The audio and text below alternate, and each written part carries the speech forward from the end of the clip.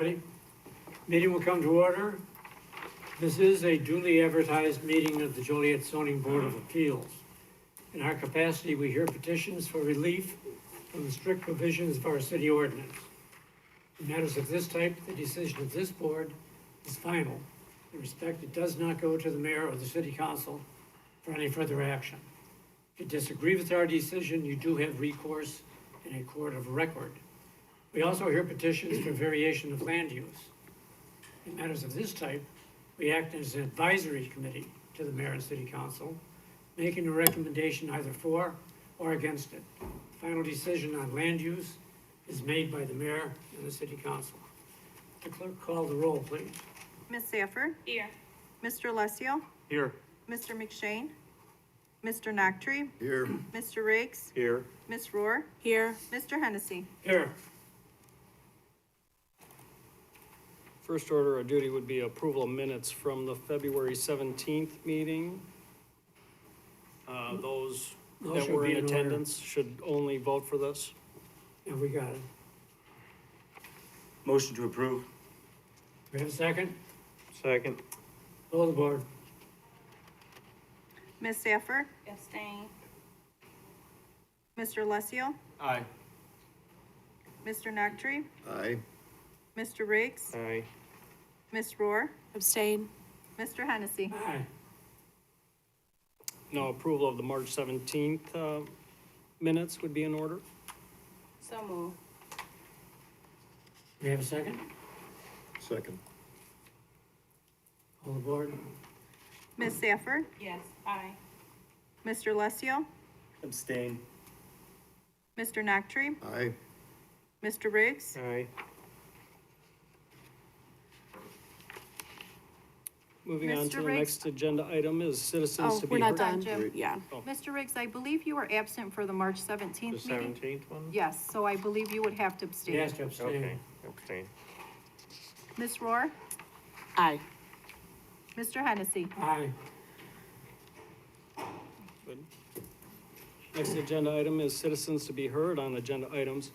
This section is for anyone wanting to speak regarding items listed on the agenda. Anyone speaking on an agenda item is entitled to speak for a maximum of 4 minutes. It's not a question and answer period, and staff from the Zoning Board of Appeals does not generally respond to public comments. Please note there's who engage in conduct injurious to the harmony of the Zoning Board of Appeals shall be called to order by the presiding officer and may forfeit the opportunity to speak. If there's anybody that wants to speak on an agenda item, they can speak now, but you'll also be able to speak when the actual item is called. So, but if anybody would like to speak now, you can do so. Seeing none, we can move on to old business, public hearing. Petition 2022-11 and 2022-12.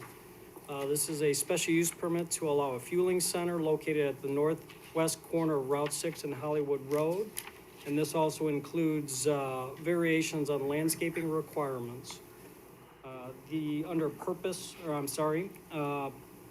applicant is KJG LLC. The status of the applicant is the contract purchaser. The owner of the property is Bush Road Investments LLC, care of Gene Briscoe.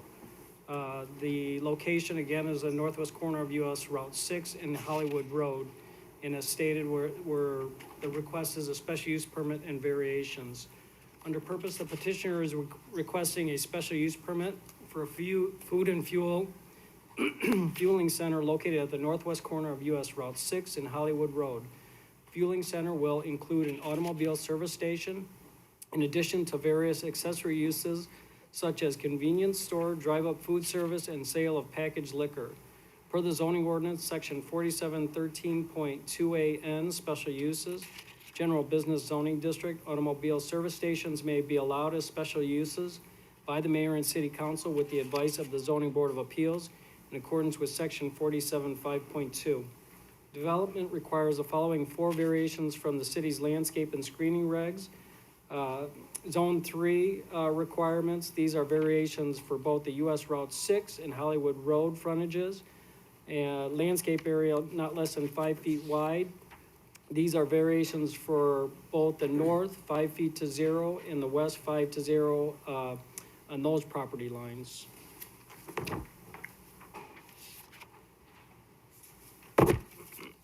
Under site-specific information, the 3.35 acre subject property is vacant, grass-covered lot that is zone B3 general business.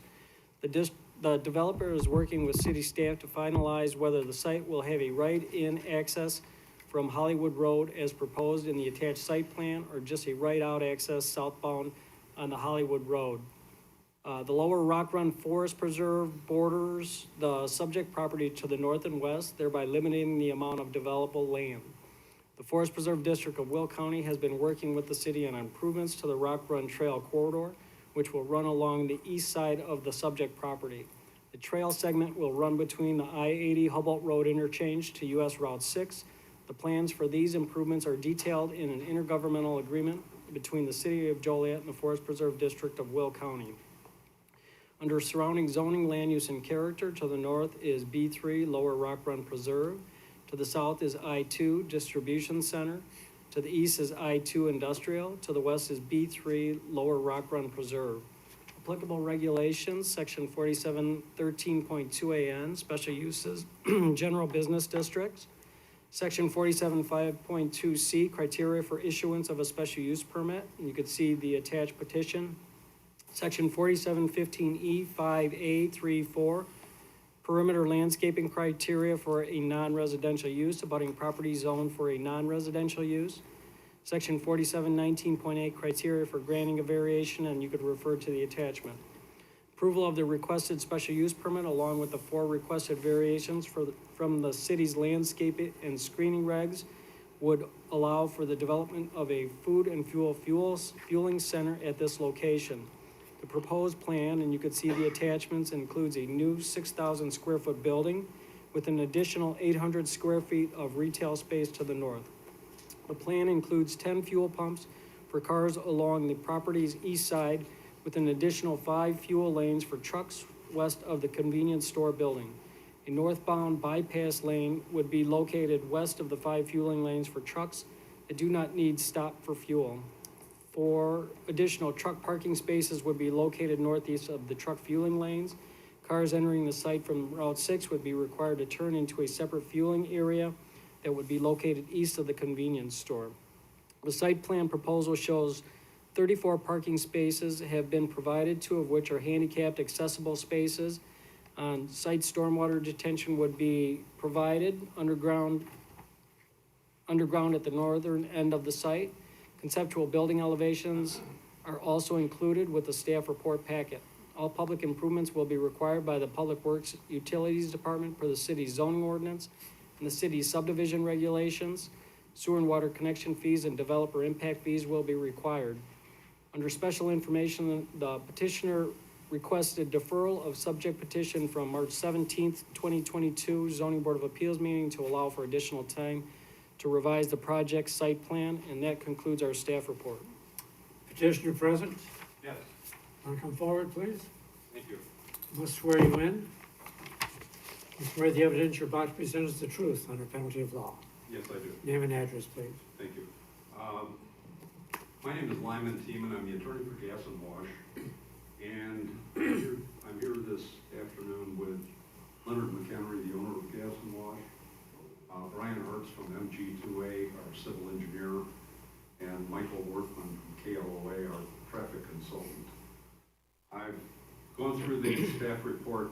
We've discussed it internally, and I know there have been a number of conversations back and forth over the last month or so between our group and the city staff.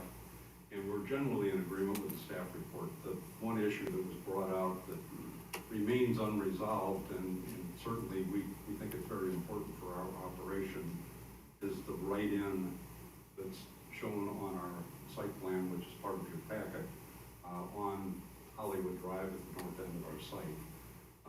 Your city engineer has indicated a desire to withdraw that or eliminate that and provide for a right-out only.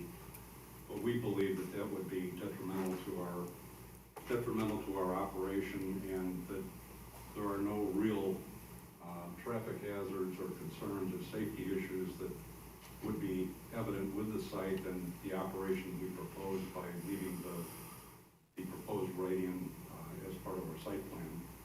Another minor issue is that with regard to the three-quarter access on Route 6, we've made an approach to the Illinois Department of Transportation to consider the three-quarter access. We have not gotten feedback yet from from IDOT, and as a condition to approval, if you see fit to approve our request today, that we would suggest that rather than subject to an approval and agreement from IDOT for a three-quarter access, we make it subject to approval of a three-quarter access or a right-in, right-out. Excuse me, if IDOT denies the three-quarter access, I'm sure they would go along with the right-in, right-out, and even though that's not our preferential response to that location. You'd be happy with either one? I'm sorry, what? You'd be happy with either option there? Yes. So with that, if you have any questions, we'd be happy to address them. If you'd like to hear more about the proposed write-in, our traffic consultant is here, Mike Workman, he can certainly address that. Is the city engineering there, are they in agreement with this? Yeah, for the most part, we're continuing to work with them. You know, those types of details don't have to be worked out at this level. You know, this is just for the fueling use itself. And those variances that you're seeing for the landscaping, you know, we'll continue to work with them on those details. Will that be brought up later at another meeting? Or do we have to vote on that No, at all? that's just internal discussions. Like they said, they're permitting with IDOT, so those are for the Route 6 improvements. What IDOT approves, they'll have to abide by. You know, we're continuing to work with them, our public works staff is, and we think that we will figure that out for the right-in onto Hubble, or off of Hubble. Okay. You know. And we have been working with the Will County Forest Preserve District. They own the property adjoining us to the west and the north. And they suggested a 4-foot-high board-on board fence along our west property line and north property line, which we've been doing. They also requested our participation in a bike path along Hollywood Drive from the north to the south of our site, and we've agreed to do that. And those conversations have been confirmed between our attorney, Mike Hansen, and Mr. Schultz from the Will County Forest Preserve District. Any questions by the board? Comments? So can you just explain to me why that write-in is so crucial for your business?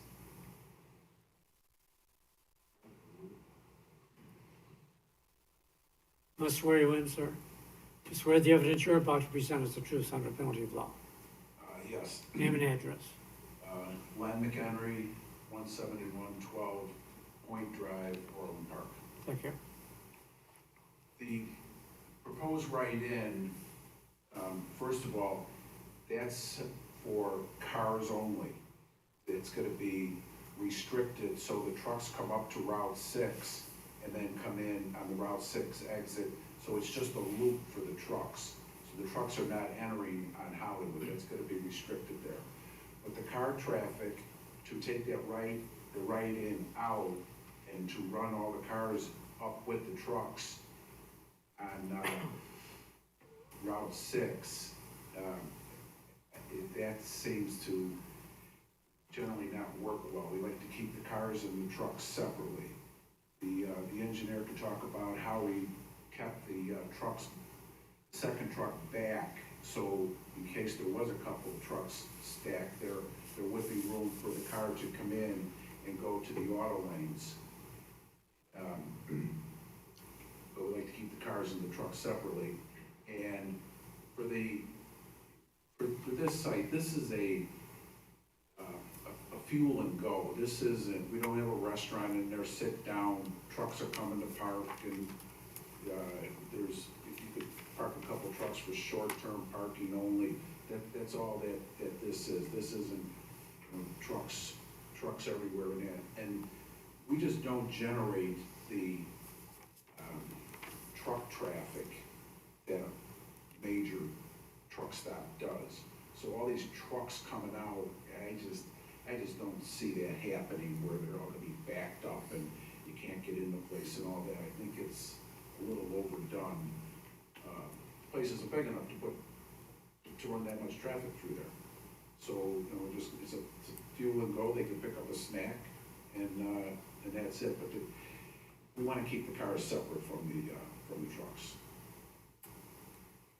Any other questions?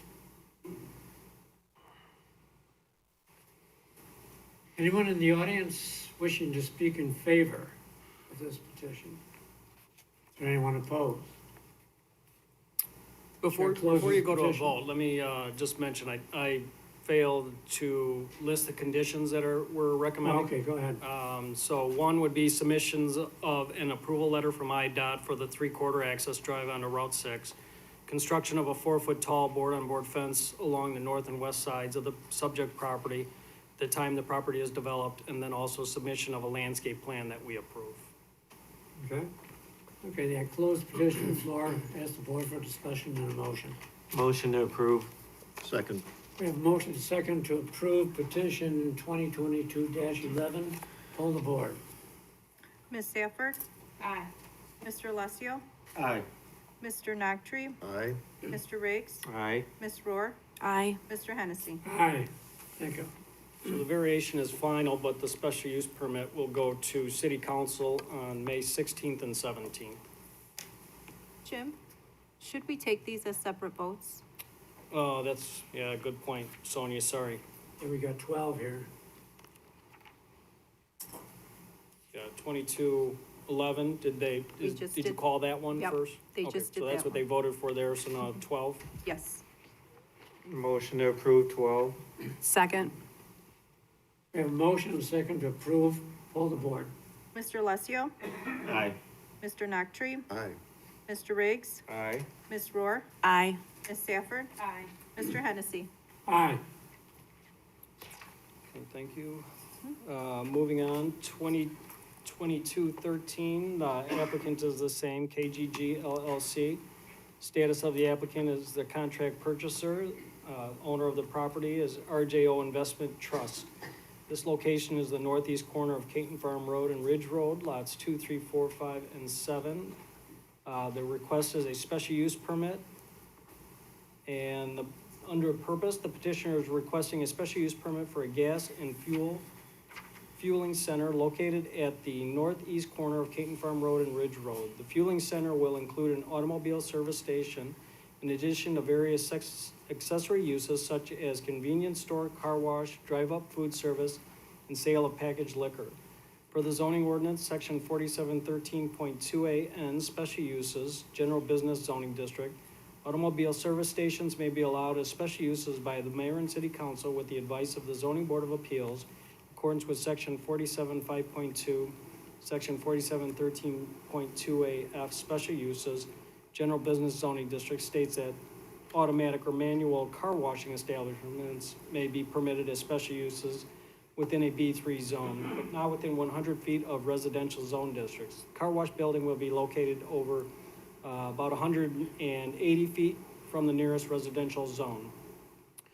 Under site-specific information, the subject property contains 5 separate lots totaling approximately 7.9 acres.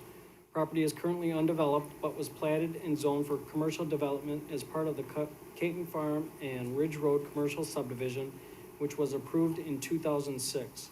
An access drive bisects the middle of the property and features extending access drives on the property's east and west sides. The eastern extension of the access drive that currently connects with Caton Farm Road will need to have its existing access easement vacated to make room for additional landscaping along the eastern property boundary. The eastern access drive will be shifted to the west, as seen in the attached site plan. Approval of a special use permit will be conditional upon applicant vacating the existing access easement. Surrounding zoning, land use, and character, to the north is R2 single-family residential, to the south is R2 Plainfield South High School, To the east is R2, single-family residential, and to the west, B3, Walgreens and Aldi. Applicable regulations, section 4713.2 special uses, general business districts. Section 47.5.2C, criteria for issuance of special use permit. You can see the attached petition. Section 4715E, 5B, 123, perimeter landscaping criteria for a non-residential use, budding property zone for a residential use. Under discussion, the approval of the requested special use permit would allow for the development of a gas and wash fueling center at this location. The proposed plan, and you can see the attached, includes a 7,000 square foot convenience store building with an additional 1,000 square foot of retail space to the east. The main building will also feature 2 separate drive-through aisles with pickup locations on the north and west sides of the building for each respective drive-through lane. The plan includes 14 fuel pumps for cars along the property's south side, with an additional 3 fuel lanes for trucks under a separate canopy to the east. Car wash building would be located north of the central access drive, away from the fueling canopies and convenience store building. Section 47-15E5B2 of the city code requires that a non-residential use, budding property zone for a residential use, shall be landscaped with landscaping at least 6 foot high, in addition to construction of a 6 foot high decorative fence. Landscape screening will be required to maintain at a minimum 3 ornamental trees, minimum of 6 foot tall, 3 evergreen trees, a minimum 6 foot tall, 5 evergreen or deciduous shrubs, at least 24 inches high, and 2 shade trees 2 inches in diameter, is measured 6 inches above the ground for every 100 linear feet of perimeter. In addition to these requirements, the applicant is proposing installation of a landscape berm with a fence along the east side of the property with a 70-foot wide landscape buffer between the east property line and the proposed fueling center use. A similar landscape berm and fence with a 57-foot wide landscape buffer would be located north of the car wash building. Site plan shows 74 parking spaces have been provided with 3 handicap spaces available, 2 south of the convenience store, 1 space south of the car wash building. On-site stormwater detention will be provided in an existing wet detention basin located north of the car wash building. All public improvements will be required by the Public Works and Utilities Department per the city's zoning ordinance and the city subdivision regulations. Sewer and water connection fees and developer impact fees will be required. Under special information, the petitioner hosted a neighborhood meeting on Wednesday, March 2nd, 2022 at 6:30 p.m. at 7,000 Caton Farm Road. 6 residents attended the meeting in addition to the councilwoman for that district, Councilwoman Reardon, and the applicant team. The proposed development was presented to those in attendance. Residents indicated that they had concerns regarding potential issues pertaining to noise, landscaping, lighting, and maintenance of the detention pond. The petitioner requested deferral of the subject petition from the March 17th, 2022 meeting at that zoning board meeting. Under analysis, the subject property is part of a larger commercial subdivision which was planned to accommodate a full build-out of commercial uses. Petitioner intends to install landscape buffering and berming along the east and north sides of the subject property that will provide landscaping that is supplemental to requirements from the city's landscape and screening regulations. Approval of the special use permit should be contingent upon the applicant vacating the existing access easement along the east of the property, in addition to staff approval of a landscape plan. Under conditions, that vacation of the access easement would be recommended, and also the recommendation for a submission of a landscape plan, and that concludes our staff report. Okay. Has the applicant agreed to that condition already, that you mentioned? I believe they have, yeah, Yeah. that they understand that, you know, if they get approval, they'll have to come back and vacate that easement and. You've been sworn in. Yeah. Yes, again, for your record, my name is Lyman Teeman, I'm the attorney for Gas and Wash. And yes, we're in concurrence with the staff report. We understand we need to vacate that north-south road on the east side of our property. That'll be done as part of the acquisition of the property. Okay. If you have any questions, we'd be happy to address them. We have the same people here, Leonard McHenry, Brian Hurst, and Michael Workman. Mike Hansen on our behalf has met with the neighbors on 2 occasions. We believe that we have satisfied the any issues that they have raised. If there are any additional issues today, we'd be happy to address those. Okay. Questions by the board? Is there anybody speaking against? Is there anybody speaking against? Oh, I do this later. Go ahead. Any questions by the board? Sure, I have a question. So the traffic for Plainfield South, the bus traffic as well as the parent traffic for doing student drop-off, it can be quite extensive, sometimes extending all the way to County Line Road. So how would you address that? Yeah, thank you for the question. Our traffic consultant is here, Michael Worthman, and that's something he's looked at specifically in terms of, what's going to happen with the conflict between the traffic from the school and our operation. I'd like to have Michael address that question. I'll swear you in, Bob. I swear the evidence you're about presents the truth under penalty of law. I do. Name and address. Thank you for the question. My name's Michael Worthman. I'm a principal at the firm of Kennick, Lindgren, and O'Hara, Boone Inc., KLOA Inc., offices in Rosemont, Illinois, licensed professional engineer in the state of Illinois. It's an excellent question. The high school is located directly south of us. We've been out there observing it. We've done traffic counts. There's really two peak periods with the school. It's inherent with all school with the fixed start and end times. From about 6:45 to 7 is when you have that peak surge of inbound traffic. That will it's kind of earlier than when the peak period of the gas station will occur, so there is some offset there. The afternoon peak period is about 2:15 to 2:30, so both of them only occur for about a 15-minute period. The afternoon one doesn't occur at the same time as the peak period of the facility. Facility peak period is generally in the morning peak, the commuter traffic peak, as well as the evening. What we're trying to do to mitigate our impact is we're looking at restriping a portion of Caden Farm Road to provide some left turn channelization into the shopping center, into the fuel center, into those two drives, so we'll have separate left turn lanes into there. One thing about a gas station, fuel center, the uses we're proposing here, the majority of the traffic is what we call pass-by traffic. It's traffic already on the roadway system that's just traveling by, stopping to get gas, stopping to get their coffee and to move on. So that minimizes the amount of new traffic that's going to be generated. But during those peak 15 minutes in the morning and 15 minutes in the afternoon, there will be some additional congestion in the area. It will take us a little longer to get into and out of our access drive. But overall, there's sufficient capacity to accommodate the school as well as the proposed development. And what about the truck traffic, since there will be fueling stations, fueling pumps for the trucks? That's why we're putting in the separate left turn lanes to try to get that traffic out of the through movements. Any traffic coming eastbound or westbound will make a right turn into the fuel center. They're on the opposite side of the school. Any traffic that's coming from the west, we're trying to put that left turn channelization in, so they'll have their own lane to make the left turn while they're waiting.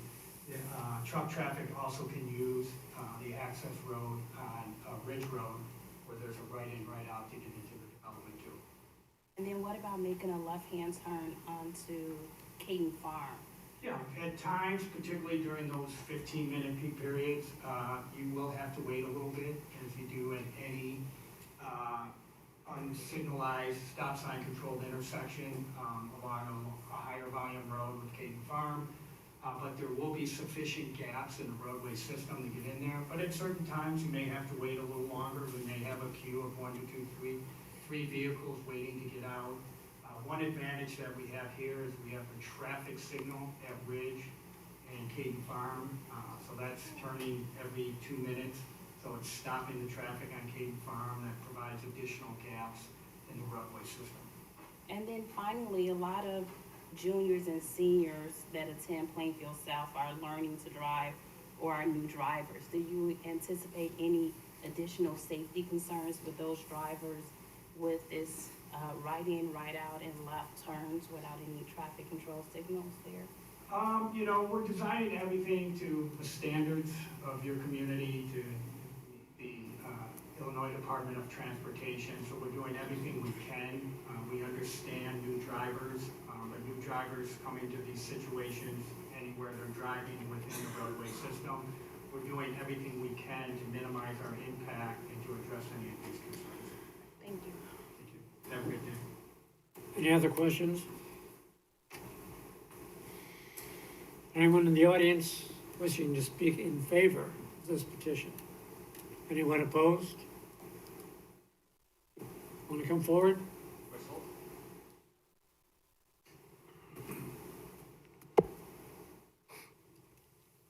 Thanks for hearing me out. My name's Robert That's Spittle, right, man. Pardon me. 7714 Foxwood Lane. Oh, I'm sorry, sir. Swear the evidence you're about to present is the truth under penalty of law. Thank you. Name and address. Robert Spittle, 7714 Foxwood Lane, Enfield, Illinois. Thank you. Been there since 2006, so basically, we have plenty of concerns addressing this. Number one, there's no gas stations anywhere this close to a residential area. I mean, this car wash is 200 feet, no, actually 186 feet from my backyard. I mean, you got the exit where all the dryers are at. I'm gonna be listening to this for 7 days a week till 10 o'clock at night in the vacuums. And if you know about the dryers, I looked them up, they're like 95 decibels. So that's pretty loud, okay? That's one thing. What's the plan on these late night hours? You know, they're open 24 hours. What's the plan on the noise for that and the light pollution? Okay, we have an issue with that. And then my neighbors to the east, they want to put a diesel fuel station like less than 200 feet away from their backyards. I mean, this is just too close to residential. There's so much property around. The only reason this guy wanted to do it is, I think, because of the infrastructure there. When we had our meeting a couple months ago, I asked all these gentlemen, do you want this in your backyard? They never said no. No, they don't want, they wouldn't answer me. I mean, like I said, there's plenty of land elsewhere. I have a list of homes I was able to get in touch with, and I have petitions here. No one wants this. No family wants this that's backed up to that thing that I got a hold of. His traffic study is 15 minutes. I'm telling you, that's double, if not more. I don't know if the city of Joliet can do a traffic study. There's no way that's 15 minutes. That's so congested from County Line Road when these kids are getting out and also going down Bridge. I mean, I work from home, so I see this every day. Let's see what else I have here. I mean, some reason you guys think this is good for the thing, because of taxes. You gotta eliminate that car wash and that diesel fuel, because those are right butt up against us. And there's gotta be at least a 20-foot burn. You see a 6-foot burn? I don't want to look at a dirty gas station on my backyard all the time. And no one else does here either. This is ridiculous. I mean, it's just way too close. There's too much, it's not like we're landlocked here. There's so much land around. Oh, the diesel smell, yeah, my neighbors from the east, they're gonna smell that. So what can we do this petition to? We'll take it. You? Thank you, sir. And that's pretty much my piece. I mean, like I said, this traffic study, 15 minutes, it's fantasy land. Thank you very much for your time, I really appreciate it. Who was back there that,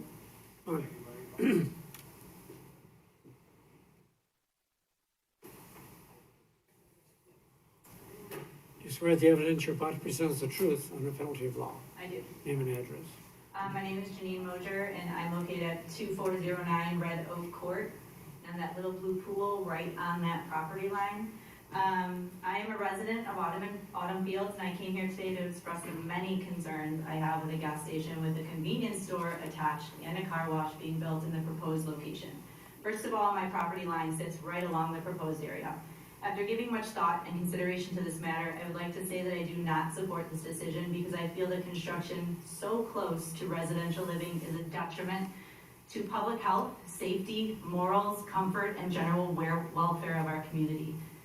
In fact, the use of the area adjacent to our property line will be affected in a substantially adverse manner. There are many factors that have led me to this conclusion. I would ask you all to think long and hard about whether you yourself would feel safe and secure knowing that this huge development was practically in your backyard. Do you have children? In fact, I have 2 small children to think about, and I'm highly concerned for their general welfare. I'd like to start off with the obvious problems I foresee. In addition, the amount of noise on a daily basis, specifically because this will be a high-traffic area, will directly impact our community. It also proposed to be a diesel gas station, which will draw in many trucks, increasing the noise. I know gas stations don't cause noise on their own, but cars, trucks, and steady traffic certainly do. The steady stream of lights and traffic flow will also hinder the once quiet community we had. And unfortunately, these constructions operate 24/7, 365 days a year, which makes traffic nonstop, causing our once quiet community to change drastically. There are also risks of ground pollution from spills. The issue of soil contamination has long been an issue in areas near petrol stations. In fact, prudent buyers will ask for soil contamination tests before buying property in our area. And insurance companies may consider the proximity of highly flammable liquids an added risk, which then translates to higher premiums for us homeowners. My family moved into this community 10 years ago, and we have made this our home. It is a proven fact that property values drastically decrease and our insurance will likely increase. Ask yourself, is this fair to ask of your community homeowners? Last of all, but probably most important, our home will be downwind of the gas fumes. The emission of toxic gas fumes poses a risk to public health, particularly those of living right next door. According to a study by California Air Resources, a recommendation that appears in Air Quality and Land Handbook, residential housing should be at least 300 feet from a gas station. And as that proposed is only 180 feet, and that gives me zero comfort. Can you guarantee that the safe distance from our homes so we are not inhaling poisonous fumes? And did you know that prolonged exposure to benzene concentrations, which is a carcinogen reportedly found in gas fumes, is known to cause leukemia? To conclude, I'd like to remind each of you that there are 7 gas stations within a 5-mile radius of this proposed location. Do we really need another one? With that said, I implore you to put your community homeowners' health, safety, and well-being above potential revenue and say no to this proposed construction. Thank you. Thank you for your time. Is there anyone else?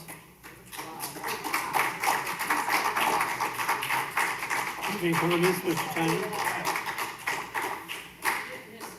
Would you like to rebut anything? Every note. And I'm behind, right behind it, we're gonna put the diesel tanks behind my house. If you have something to say, come up and address the board. You have to come up to the podium if you wanna.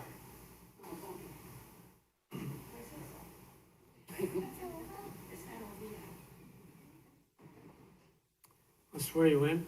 You swear the evidence you're about to present is the truth under penalty of law. Absolutely. Your name and address. My name's Shelley Farrell, and I live at 2405 Red Oak Court. The diesel that they're planning to do is gonna be directly built behind my fence. That's where this is gonna go. This is where this little girl is gonna be playing. And she has to inhale all that toxicity, all the truck drivers, all the perverts that are gonna be brought here. It's open 24 hours. My bedroom faces that gas station. That means I'm gonna have lights, and my husband works nights. He sleeps during the day, and he's gonna have all this noise and traffic out there so he can afford to pay for our family to live there. Live for what? Fear? Toxic poison going in? Trucks maybe, or cars driving in? My cousin on Route 59 about 3 months ago went in the gas station to pay for his wife's gas. All of a sudden they had to hit the ground. The place was being robbed. Or it was a robbery, they did a drive-by. He was stuck inside, his wife was stuck outside. He didn't know if his wife was dead or she was dead inside. The crime scene came out. He was half hour inside, she was half hour inside, wasn't even allowed to answer his phone because of what was going on. Gas stations bring riffraffs. They're gonna argue about a pump. Which one's gonna get this one? Which one's gonna get this one? And it's just gonna bring just chaos to our beautiful neighborhood. I've been there since 2000. I love my home. I bought it on a cul-de-sac because it was open and beautiful. Did I know things were gonna go up there? Yes. They told me when I bought my home, a possible strip mall may come. Well, Walgreens came, wonderful. Aldi's came, we love it. We don't need a gas station. There's one right down the street. There's one on Droughton. I mean, it's right down the street.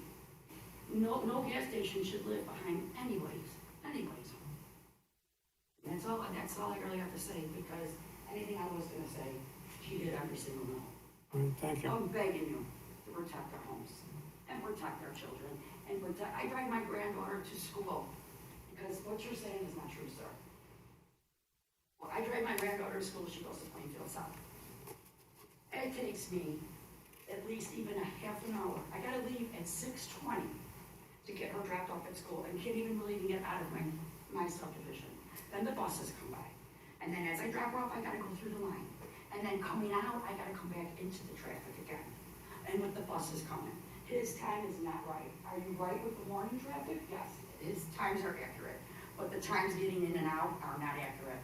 My granddaughter, it takes so long to pick her up, she walks home from school.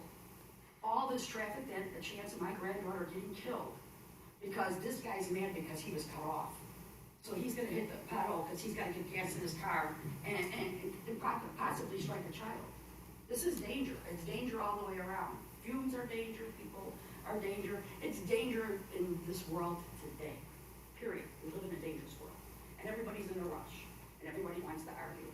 And you're just putting trouble in the back of the house for everything. I don't want no gas station at my house. Nice. Is that it? Yes, that's it. Thank you. That it? Anyone else?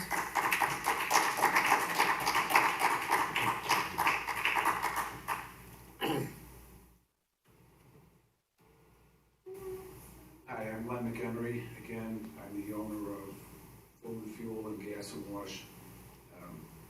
We have 20 locations in the southwest suburbs. And first of all, I think we're a pretty good neighbor. And these places, we've been through this a number of times with the residential. Half of our locations are very similar to this, in residential neighborhoods, border up to the houses. We put berms and the fences up to buffer it. The pollution that when you fuel your car today, the vapors are sucked back into through the nozzle and back into the tanks. I find these places pretty quiet. When you go to a gas station, for example, you pretty much just idle in. Okay, it's not the road noise is louder than these. On the car wash exit where the dryers create some sound, we're gonna cut that so the sound will go back out towards the street. But we've I find these places to be pretty quiet. We have clean operation. We're in residential neighborhoods, and they all seem to work fine. We've been through this a number of times. After they're in, the neighbors that have stood up and said, we don't want you, you pollute, you this and that. They're customers. They're happy that we're there. I'm sure you guys have been to a number of our locations, and you see what kind of operation we have. And I don't think we're bringing something to the city that's detrimental to the neighbors. Okay, thank you. Okay. That it? Chair is going to close petition to the floor and ask the board for discussion and a motion. So I echo a lot of the concerns that I've heard today. I am familiar with this intersection, and I agree with the residents that this gas station would dramatically change the landscape and feel for the area. So I am making a motion to deny the petition. Do we have a second? Do we have a second? I second it. I second We have a motion second to deny the petition. Pull the board. Mr. Riggs? No. Ms. Rohr? Aye. Ms. Safford? Aye. Mr. Alessio? No. Mr. Noctree? Aye. Mr. Hennessy? No. Motion failed. It'll go to the city council without a recommendation. 3-3. The recommendation was for denial, right? What was the vote, Sonia? It was 3 yeses and 3 noes. Okay, yeah, so you're correct. Yeah, it goes to the So it'll go council to with city no council, recommendation. May 16th and 17th without a recommendation. City council will have the final authority on approving or denying. Moving on to new business for public hearing. Let's see, petition 2022-15. The applicant owner is Alpha Francini. Location is 219 Mound Street. Request is a variation. Under purpose, the applicant is requesting a variation to reduce the rear yard setback from 33 feet to 5 feet, 1.5 inches. And a variation to reduce the required setback for a garage facing an alley from 10 feet to 9 feet to allow the construction of an attached garage located at 219 Mound Street. The Zoning Board of Appeals makes the final decision on this request. Under site-specific information, the subject property is 9,775 square feet in size and is zoned R3, 1 and 2 family residential. Lot is 115 feet wide and 85 feet deep. Property contains an existing 2-story single-family home built circa 1894. Property used to allow, contain a house facing Richard Street, built prior to 1900, which was likely demolished in the late 1970s or 1980s. According to permit records, a detached garage on the property was demolished in 1995. Under surrounding zoning, land use, and character, the property is surrounded to the north, west, and south by a mix of single and multifamily homes with either R2 single-family residential or R3 1 and 2 family residential zoning.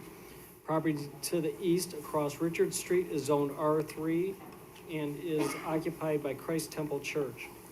Applicable regulations, section 47-7.4A, R3 single-family yard and lot requirements, section 47-17.5, garages and carports, section 47-19.8, criteria for granting a variation, and you can see the attachment. Under discussion, the applicant wishes to construct an attached garage on the back of their existing home. The proposed garage will be 28 feet by 20 feet and will face the alley that runs along the west side of the property. The owner currently parks in this area behind their house and wishes to be able to secure the cars in a garage. Because the lot is oriented towards Richard Street, the lot is only 85 feet deep facing Mound Street, compared to 125 feet for other lots on the block. The proposed garage will be set back 5 feet, 1.5 inches from the rear property line. City of Joliet zoning ordinance requires a minimum rear yard setback of 25 feet for the home and attached structures. The zoning ordinance also requires a garage facing an alley to be set back 10 feet from the alley. The proposed garage is set back 9 feet from the alley. Therefore, the petitioner is requesting 2 variations to construct the attached garage. The garage will be covered with vinyl siding to match the existing siding. The driveway between the alley and garage will be paved as required by ordinance. A site plan, floor plan, and elevations are attached. Conditions, we have none, and that concludes our staff report. Petitioner? Who's gonna speak? Well, Both of you? I'm gonna swear you both in. You swear the evidence you're about to present is the truth under penalty of law. Yes, Could I have both your names and addresses? yes, Eva Francini, 1122 Collins Street, Joliet. George Francini, 1122 Collins Street, Joliet. Okay, any comments you'd like to make? We were just asking to have the attached garage for the house, so the easy access from the garage into the house, for more safety reasons. And there used to be a garage there before, and it burned down, so instead of the detached garage, we wanted to attach it to the home right now. Okay, any questions by the board? Anyone in the audience wishing to speak in favor? Anyone opposed? Chair closes the petition, asks the board for discussion and a motion. Motion to approve. Second. We have a motion second to approve the petition, poll the board. Mr. Riggs? Aye. Ms. Rohr? Aye. Ms. Safford? Aye. Mr. Alessio? Aye. Mr. Nactry? Aye. Mr. Hennessy? Aye. That request was That's approved. it, nice job. Okay. You should have been lawyers. Thank you. Moving on, petition number 2022-16. The applicant owner is Georgina Torres. Location is 1203 North Rainer Avenue, and the request is a series of variations. The applicant is requesting a series of variations to allow construction of a 1-story addition to an existing home located at 1203 North Rainer Avenue. The variations include a variation to increase the maximum lot coverage from 30% to 33%, variation to reduce the minimum required side yard setback from 8 feet to 2 feet 7 inches for an addition to the existing home. A variation to reduce the minimum required side yard setback from 8 feet to 0.5 feet to allow continuation of an existing carport. And lastly, a variation to reduce the required sum of side yards for 20 feet, from 20 feet to 3 feet 1 inches. The zoning board of appeals makes a final decision on these variation requests. Site-specific information, the property in question is 5,160 square feet in area, measures 40 feet wide and 129 feet deep. Property is zoned R2, single-family residential. Property contains a circa 1928 two-story house with an attached carport and a detached garage. The house has approximately 1,350 square feet of living space. Under surrounding zoning, land use, and character, the property is surrounded by single-family homes with R2 single-family residential zoning. Surrounding properties have similar lot sizes and houses of comparable size and scale. Under applicable regulations, section 47-6.4 R2 yard and lot requirements, section 47-17.29 percentage of ground coverage, section 47-19.8 findings of fact supporting a variation, and you can refer to the attachments. Under discussion, the applicant is seeking to build a 268 square foot, 1-story addition at the rear of their home. The existing house is located 2 feet 7 inches from the side property line along the north side. The addition would have the same setback. The City of Joliet zoning ordinance requires a minimum setback of 8 feet along the side yard for a 2-story home in the R2 zoning district. The house also has an existing carport that does not conform to the side yard setback requirements. The zoning ordinance allows pre-existing nonconformities to remain as long as the structures are not enlarged or altered in any way that increases the nonconformity. Therefore, the applicant seeks several variations to allow the construction of the addition because this will increase the existing non-conforming side yard setbacks. Additionally, the applicant needs a variance to exceed the maximum allowed lot coverage of 30%. Current lot coverage is 29.3. The new addition will increase the total lot coverage to 33%. Proposed 1-story addition adds an office, enlarges an existing bath, and creates a pantry for the kitchen. The exterior of the addition will have vinyl siding on the west and north faces and brick on the south face to match the existing house materials. Site plan, floor plans, and elevations are attached, and under conditions we have none, and that concludes our staff report. Petitioner here. You swear the evidence you're about to present is the truth under penalty of law. Name and address. My name is Georgina Torres. I live 1203 North Brainerd, and I'm primarily here to see in hopes that you would allow this addition. The main reason is I have an elderly father who's 82, and he's going to be living with me for a couple months and with my sister for a couple months, and I need a main floor area. So he's 82 and he can't go up and down stairs, and it would be primarily handicapped for him and eventually for me. But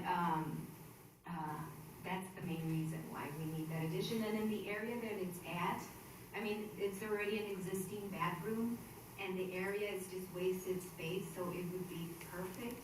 I know it goes over a little bit in the space allotted, but I mean, I hope that you understand my reasoning and allow it. Okay, any questions by the board? Anyone in the audience wishing to speak in favor? Is there anyone opposed? I see. Okay. Chair closes the petition to the floor and asks the board for discussion and a motion. Motion to approve. Second. We have a motion and a second to approve the petition. Poll the board. Ms. Rohr? Aye. Ms. Safford? Aye. Mr. Alessio? Aye. Mr. Noctree? Aye. Mr. Riggs? Aye. Mr. Hennessy? Aye, thank you. Thank you.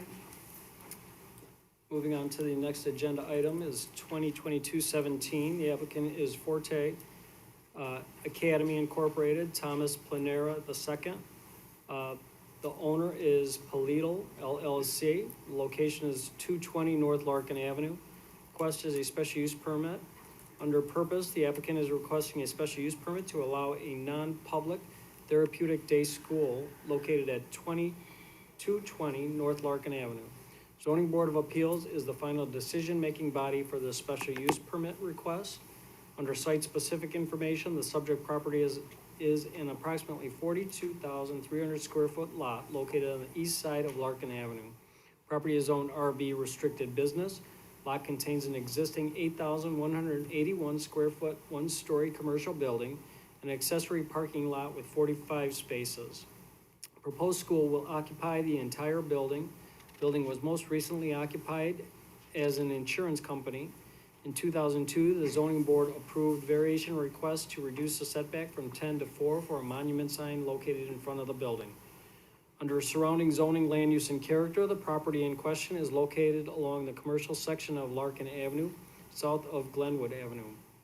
Zoning and land use for the adjacent properties are as follows. To the north is RB Restricted Business, Salute Wellness Nursing Home. To the south is RB Restricted Business Commercial, Ophthalmologist Office. To the east is R2 Single Family Residential, Marquette Gardens Subdivision. To the west is R2 Single Family Residential, Joliet West High School Campus. Under applicable regulations, section 47.5.2A2, special uses, section 47-5.2C, criteria for issuance of special use permits, and you could refer to the attachment. Under discussion, the petitioner is requesting a special use permit to allow a non-public therapeutic day school serving children in grades 3 through 12. Per the petitioner, the school Forte Academy, Inc., will provide educational services to students with autism and other intellectual disabilities. Students will primarily be referred from the local public schools when the students' identified needs match the services that Forte is licensed to provide. Forte will provide a full educational curriculum in addition to other services such as speech, physical, and occupational therapy, which would be provided as needed. School plans to have 8 classrooms as well as an activity room and a sensory room, and you can see the attached floor plans. Each classroom will have a teacher and an additional supervisor. The Illinois State Board of Education has licensed the school for up to 10 students per room. Forte expects to have a maximum of 60 students at any given time.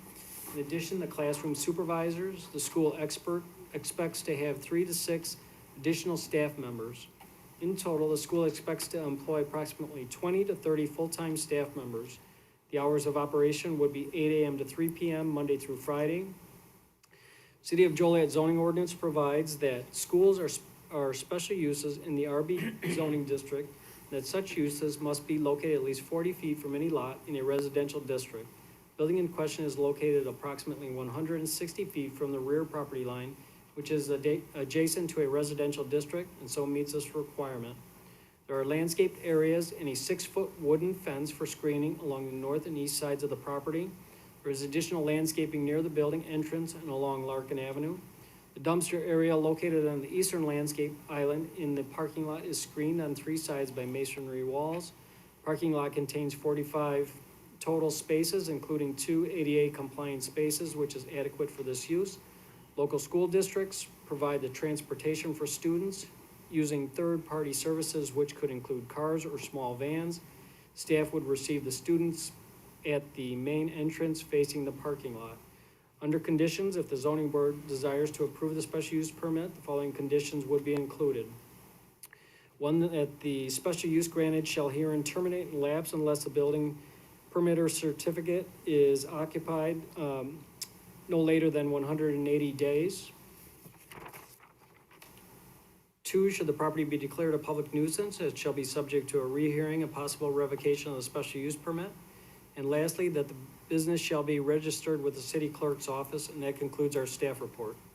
Petitioner present?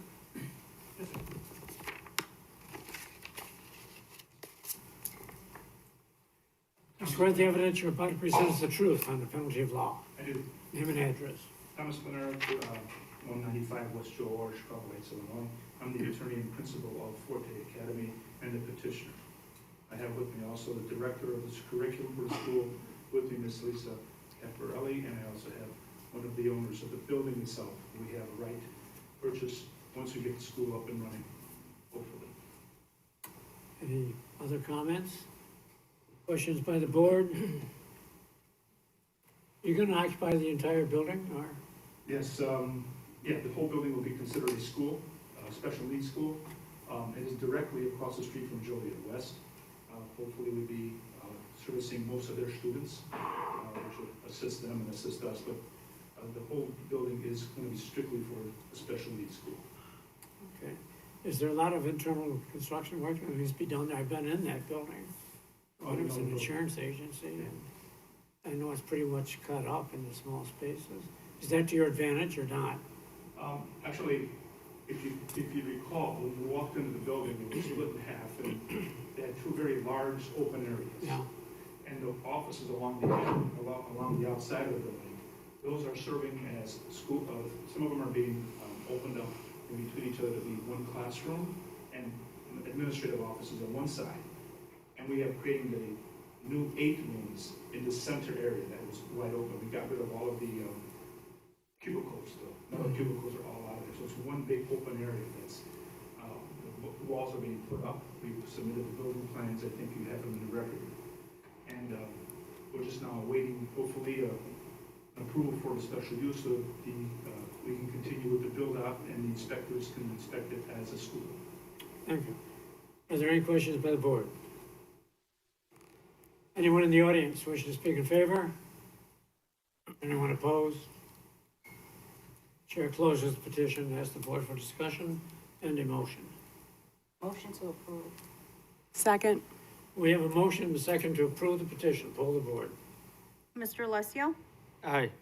Mr. Noctre? Aye. Mr. Riggs? Aye. Ms. Rohr? Aye. Ms. Safford? Aye. Mr. Hennessy? Aye. Thank Good you, luck. board, for Yeah. your attention. Thank you, Ken. And that vote is final on that. That does not go to city council. Thank you. Under petition number 2022-18, the applicant is Unidos Marketing Network, Cesar Cardenas. Owner is Joliet Park District. Location is 511 Collins Street. The request is a variation of use. Under purpose, the applicant is requesting a variation of use to allow a 78 square foot off-premise outdoor advertising sign to be located on Joliet Park District's Hartman Recreation Center. That's located at 511 Collins Street. Variation of use must be considered by the city council following the recommendation of the zoning board of appeals. Site-specific information, the subject property is approximately 1.7 acres and covers the entire block between Irving Street to the north, Collins Street to the east, Ohio Street to the south, and Herkimer Street to the west. Site, which is owned by the Joliet Park District, contains the Hartman Recreation Center and Sanchez Memorial Park and playground facilities. Portion of the lot containing the Hartman Recreation Center where the proposed sign would be located is Zone B3 General Business. Southeast corner of the lot is also Zone B3. The remainder of the lot is Zoned R2 Single Family Residential.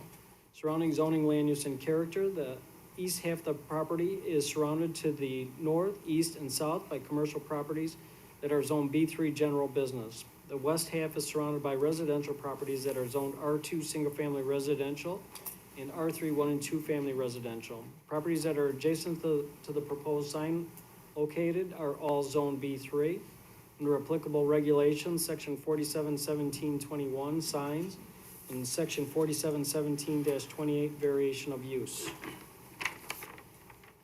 Under discussion, the petitioner, Unidos Marketing Network, owns an electronic LED advertising sign that is currently located on the building at 553 Collins Street. The sign was installed at its current location with a 10-year agreement which is expiring, in which the owner of 553 Collins Street does not wish to renew.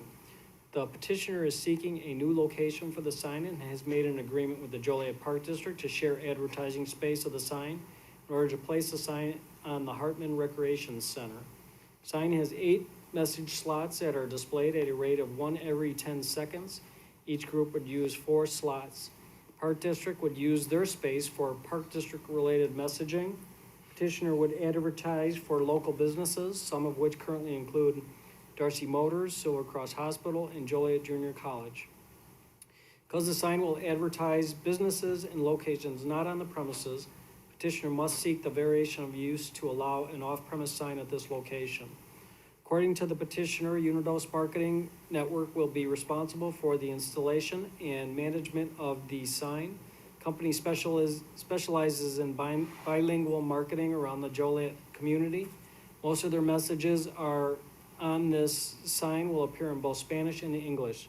Sign measures 13 feet by 6 feet, 78 square feet, and will be placed on the south face of the building near the east edge, and you can see the attached plan. In this location, the sign will primarily be visible from Collins Street.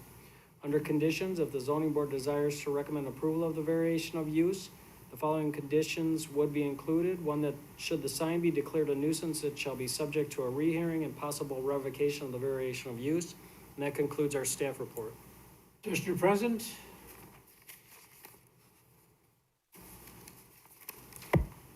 You swear the evidence you're about to present is the truth under penalty of law. Name and address. Caesar Cardenas, 310 North Ottawa Street. Yeah, so basically that was the issue was that I started my business back in 2011. Started off with this billboard on Collins Street where we were doing digital advertising inside the stores and the outdoor advertising billboard. The current owner of the building where I'm at now no longer wants to renew the lease, so I have to take the billboard down. So I do have TVs currently monitors inside of the park district as well where we run advertisement. Again, all of our is bilingual advertising that we do. So I worked out, I asked them if they would be willing to, if we can move it over. So it's basically one block from where it currently sits right now. So, I'm hoping to see if we can go ahead and get that, just move it over. I know they guys said about a smaller sign, but the signs are, it's there, been there for 10 years, so that's why we're kind of just trying to move it over. Thank you. Comments at the board? Anyone wishing to speak in favor? Anyone opposed? Chair closes petition, asks the board for discussion and a motion. Motion to approve. Second.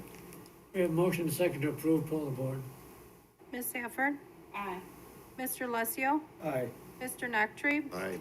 Mr. Riggs? Aye. Ms. Rohr? Aye. Mr. Hennessy? Aye. Thank you. Moving on, petition numbers 2022-19 and 2022-20. The applicant is Robert Whitehead Sr., and that's Olympic Signs. The owner is Tony Ingrafia. The location is 1801 West Jefferson Street. The requests are a special use permit and a series of variations. Under purpose, the applicant is requesting a special use permit to allow an electronic message center that is larger than 50 square feet and 7 variations on signage for the property located at 1801 West Jefferson Street. City Council makes a final decision on the special use permit request. The Zoning Board of Appeals makes a final decision on the variance requests. Under site-specific information, the 9.55 acre subject property is the former Kmart Shopping Center, which includes frontage along Larkin Avenue and Jefferson Street. Kmart closed in 2016. Tony's Fresh Market grocery store purchased the property in 2021. The company is renovating the building into a multi-tenant retail center with a grocery store and Planet Fitness at the 2 anchor tenants. The east side of the building will have smaller tenant spaces. The property is zoned B3 general business. Surrounding zoning, land use, and character. To the north is R2 single-family residential. That's Joliet West High School campus.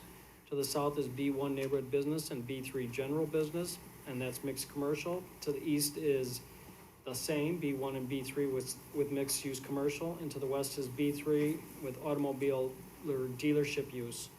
Under applicable regulations, 4717.21 signs and 47-17.213 BB criteria for granting sign variation, and you can refer to the attachment. Under discussion, Tony's Fresh Market grocery store is redeveloping the former Kmart property. It seeks 8 approvals related to signage for this redevelopment. Signage site plan and sign elevations for all signs are included as part of the application packet. First set of approvals centers around the modification of the existing 42-foot tall ground sign that is located at the northwest corner of Jefferson Street and Larkin Avenue. Tony seeks to reduce the height of the sign from 42 feet 1 inch to 37 feet 10 inches and remove the existing sign cabinet and replace it with 2 sign cabinets, one of which will be an electronic message center. The modifications require the following approvals: variance to increase the maximum height of ground sign from 25 feet tall to 37 foot 10 inch tall, that's variance 1, and a variance to increase the maximum sign area, of ground sign from 150 square feet to 181.5 square feet to accommodate 2 signs, that's variance 2, and a special use permit to increase the maximum sign area of an electronic message center from 50 square feet to 84 square feet.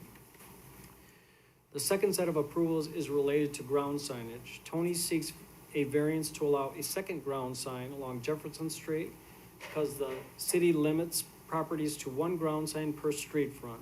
The second ground sign will be a 5-foot tall by 6-foot wide monument sign with a 15.5 square feet of sign area that would be located just west of the White Castle property, that's variance 3. Tony seeks a variance to increase the maximum sign area of a directional sign from 3 square feet to 10.3 square feet.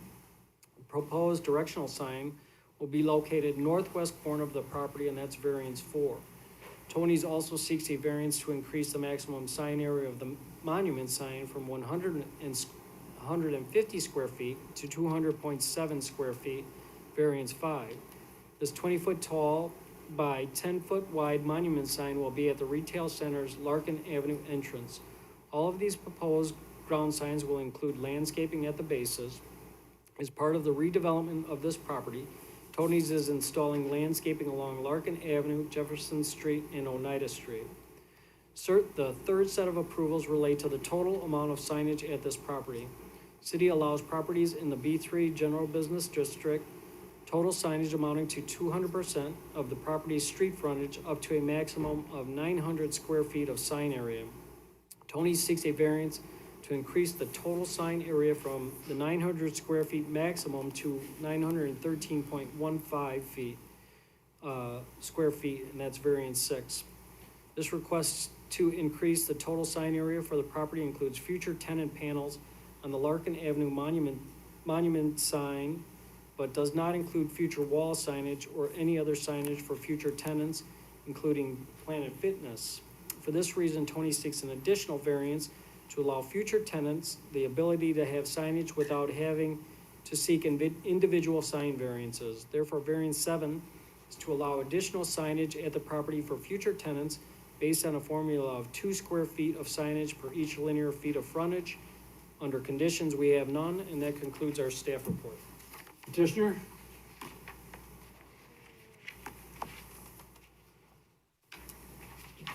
Do you swear that the evidence you're about to present is the truth under penalty of law? I do. Name and address. Robert Whitehead, Olympic Sign Company, 1130 North Garfield, Lombard, Illinois. Vernon? Thank you. As it was outlined, obviously it's the Kmart facility.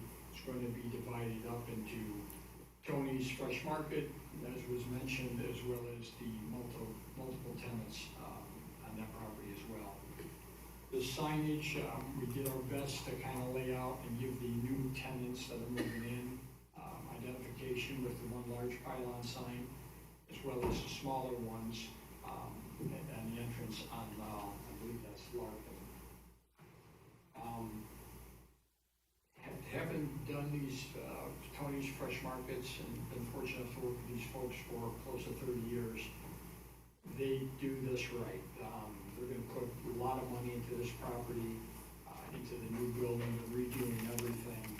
And I have Jim Marnos here with Tony's. He could elaborate more on that, but we're open to be favorable on what they're asking for. Any questions? I just have, when is your scheduled opening there, do you know? You know, I know with material constraints, I know it's been delayed, but, you know, the goal was to be done, I believe, June 1st. June 1st. It's gonna be probably pushed back. We're waiting on a lot of utility product to come in so they can complete a lot of the electrical work. Okay, any questions by the board? Anyone in the audience wishing to speak in favor? Anyone opposed? Chair closes petition. Ask the board for discussion and a motion. Move we approve. There's 2 agenda items, so do we want to? That's correct. If we Yeah. can take the special use 19 or first, 20. 2022-19. It's your petition for 19. So moved. Second. We have a motion and a second to approve the petition. Poll the board. Mr. Noctre? Aye. Mr. Riggs? Aye. Ms. Rohr? Aye. Ms. Safford? Aye. Mr. Alessio? Aye. Mr. Hennessy? Aye. Now, motion on 2022-20. The variations. Motion to approve 2022-20. Second. We have a motion and a second to approve. Poll the board. Mr. Riggs? Aye. Ms. Rohr? Aye. Ms. Safford? Aye. Mr. Alessio? Aye. Mr. Noctre? Aye. Mr. Hennessy? Aye. Those variances are final, but the special use permit will go to city council the second meeting in May for final action. Moving on, petition number 2022-21. The applicant is Morningstar Missions Ministries, the owner, Morningstar Missions, location 1350. This is a special use. They're reapplying for this special use. Morningstar Missions, the applicant and property owner, requests that their special use permit to allow a daycare center, Head Start Program Center, after-school care center, and summer day camp center at the former YMCA facility located at 1350 South Briggs Street be tabled to the May 2022 meeting of the Zoning Board of Appeals. Morningstar desires more time to think about revisions to their proposal, and staff is in favor of this request. This was worked out with their attorney and our attorney, and so we're in favor of this request, like it says, to table to May. Motion would be in order to table the petition to the next scheduled meeting. Motion to table. Second. Is that to the next meeting, Jim? Yes. Yeah, to the May's Okay. meeting. We have a motion and a second to approve. Poll the board. Ms. Rohr? Aye. Ms. Safford? Aye. Mr. Alessio? Aye. Mr. Noctre? Aye. Mr. Riggs? Aye. Mr. Hennessy? Aye. Moving on to the next agenda item, 2022-22. The property owner is 220-306 Alessio Drive LLC, Michael Alessio. They're the owners and the petitioners. Location is the southeast corner of Alessio Drive at Manhattan Road. Request is a special use permit and a variance. Under purpose, the petitioners are requesting a special use permit to allow an adult use cannabis cultivation center / adult use cannabis craft grower facility, and a variance to reduce the residential zoning setback requirement for a cannabis establishment from 250 feet to 40 feet. Located at the southeast corner of Alessio Drive and Manhattan Road, the city council will make the final decision on the special use request. And the zoning board of appeals makes the final decision on the variance request. Under site-specific information, the subject site is 6.5 acres in size and includes all or portions of 4 existing lots. City annexed the 0.3 acre lot at 400 Manhattan Road and classified this property to R1 single-family residential in 1970 so that the property owner and this former single-family home lot could obtain city sewer services. The Alessio family acquired this property many years ago, and the house at 400 Manhattan Road has been gone for at least 25 years. The city annexed the 3 other lots at the southeast corner of Alessio Drive at Manhattan Road in 1975. The city classified the northernmost lot as I-1 light industrial, and the other 2 lots were annexed with split zoning, with the northern portion of the lots classified as I-1 light industrial, and the southern portion of the lots is R2 single-family residential. These 3 lots have remained undeveloped, although the property owners have recently stored equipment and trucks on these lots. In order to develop this site for the proposed industrial use, petitioner is also seeking approval to reclassify the lot at 400 Manhattan Road from R2 single-family residential to I-1 light industrial. This will be case number Plan Commission Z4 2022. They also seek to reclassify a portion of the 2 lots with split zoning by extending I-1 light industrial zoning further south, ranging from 50 feet to 300 feet more southward to just north of the bank of Sugar Creek, and this will be Plan Commission case Z3 2022. The remainder of both properties would retain R2 single-family residential and likely remain undeveloped in the future due to the lack of access to these properties. The Plan Commission will review these two reclassification requests at their April 21st meeting this afternoon. The applicant also intends to seek approval of preliminary plat of subdivision at a future date in order to better delineate the southern and western boundaries of this proposed industrial development. Surrounding zoning, land use, and character, to the north is commercial, I-1 light industrial, B3 general business, and unincorporated Will County. To the south is residential and undeveloped, R2 single-family residential and unincorporated Will County. To the east is residential, unincorporated Will County. To the west is industrial, I-1 light industrial. Applicable regulations is 47-14.2A, special uses, all industrial districts. 4715L, adult use cannabis, and you could refer to the attachment. 47.5.2C, criteria for issuance of a special use permit, and you could also refer to the attachment. Under discussion, the City of Joliet zoning ordinance states that an adult use cannabis cultivation center or an adult use cannabis craft grower facility is allowed in an I-1 light industrial district as a special use. Therefore, the petitioner is requesting approval of a special use permit to develop a cultivation center or a craft grow facility in an existing commercial and industrial area of the city. The proposed building for this development will be approximately 177 feet from the east property line. Petitioner originally proposed a 40-foot setback, but changed their plans as a result of residential neighbor input. The city's zoning ordinance requires a 250-foot building setback from residentially zoned areas. Therefore, the petitioner also requests approval of a variance for this project. The proposal includes a 59,000 square foot building with approximately 64 parking spaces along the front of the building. This cultivation center expects to employ approximately 50 people. Initially intends to employ over 100 people when the cultivation center is operating at full capacity.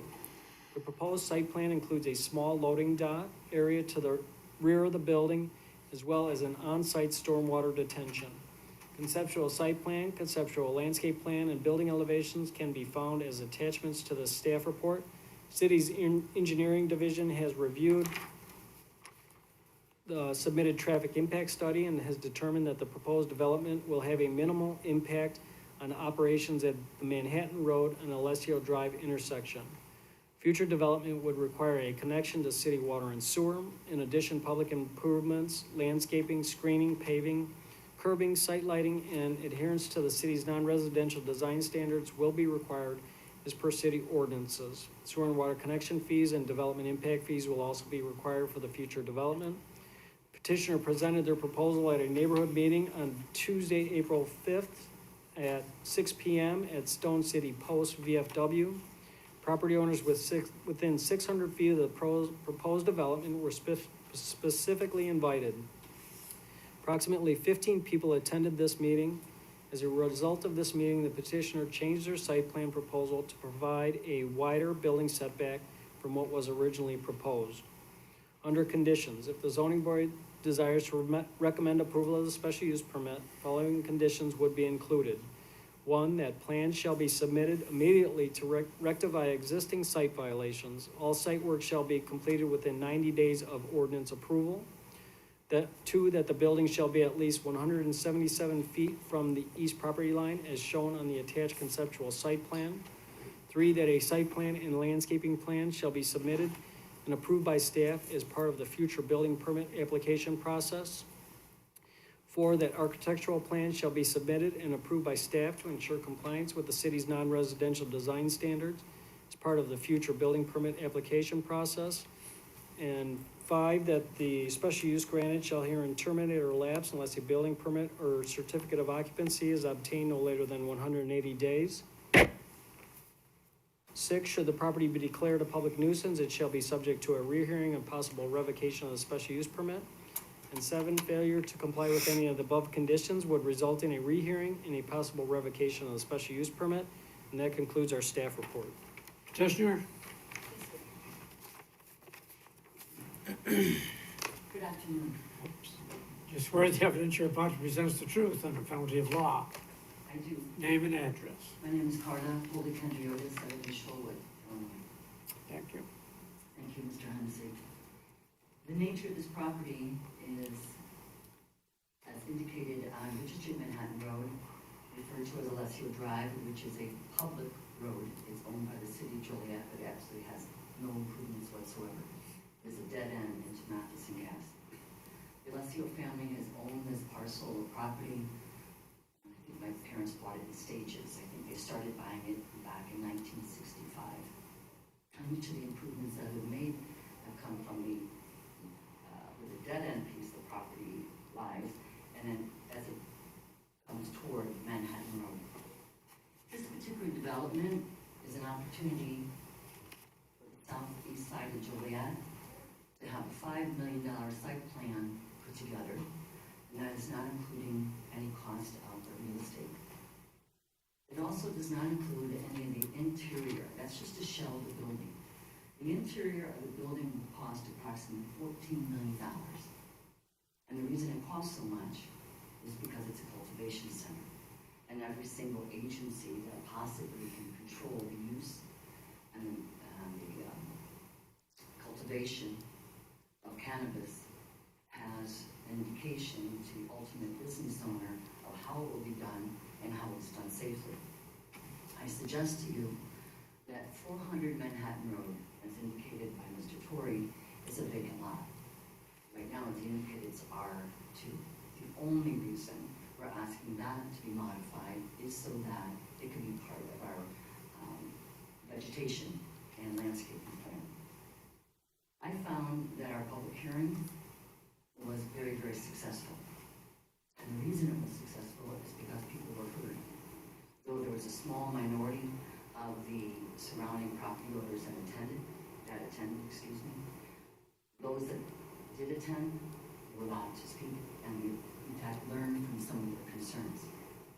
And that primarily is why you see what is before you today, and that is the movement of the 59,000 square foot building farther west on Alessio Drive, and putting much more land between the corner piece of that building and the property line of the next residential owner. And that's why you'll see the modification originally was 40 feet. We're able to come up with 177 feet along with a 6-foot deep pond. What this particular image doesn't show, and maybe you can help me, we have a map from Manhart, who's our engineers, and that shows very specifically how this property, when it was first labeled as I-1 and R2, that's not the one, it's the most recent one. Jane, do you remember the one we just gave you? It shows. That's on the planning commission. It's on the planning commission. I'm just saying, it shows it pretty clearly. What happened here is that you have 3 different PIN numbers for purposes of real estate tax bill. But you have those PIN numbers that are divided in such a way that as they exist now, there can be no development. There's not enough property on I-1 in the nature of this cultivation center, and there's not enough property or landlocked property for any future residential development. Our proposal, and as the site shows, is if in fact you approve the variance that we're asking for, what remains on the south side of that largest rectangle there for you is approximately 4 acres of residential property that no one will ever build on. But because of the situation and the status of the manner in which to place this building, you'll see that it's a considerable wooded area. And it's a wooded area because the Alessio property does go up to the Sugar Creek, but it also goes over Sugar Creek, all the way over where you see that end of the blue rectangles. This map doesn't necessarily show us very clearly where the creek lies, but you can see that any and all natural berm, if I can call it better. Thank you. Any and all natural berm that exists because of the existing creek and the vegetation is much greater than any of the ordinances that exist with the city of Joliet. So I believe that the public was heard as it relates to the location of the actual cultivation site. What I was unprepared to answer at that public meeting, but I hope to be better prepared to do it today, is answer questions regarding what some people believe may be a result of a cultivation center being located on the site, and that is, will we smell it, right? And I can suggest to this board that a cultivation center that is built today with a $14 million interior structure of odor containment is significantly different than those that were built in 2014 and since then. The nature of the design and the nature of the engineering is way outside my expertise, but I do have a gentleman, his name is Frank Phillips here. He's one of our partners in this project who is fully prepared to talk about how and why we feel confident that the odor containment is substantial, and that I believe the neighbors will be happy with the nature of how much we can show that we are not going to be a burden on their use of their residences. So if you don't mind, may I defer to him, Mr. Embassy? Thank you. Oops. I am, Gotta swear you. Frank Phillips. You swear the evidence you're about to present is the truth under penalty of law. Yes, sir. Name and address. Frank Phillips, Glendale Heights, Illinois. So I am not a design architect. I am a builder by trade. Our design firm was supposed to be here today. I had a family emergency, so I have detailed notes and descriptions of exactly odor control and facility maintenance that I think is going to be pertinent to the board's decision. So all air exited through the facility will go through carbon filtration. That is something that has been adopted over the last few years. It was not initially adopted in 2014 when these went on. Ozone generators are used in the drying rooms and the curing rooms.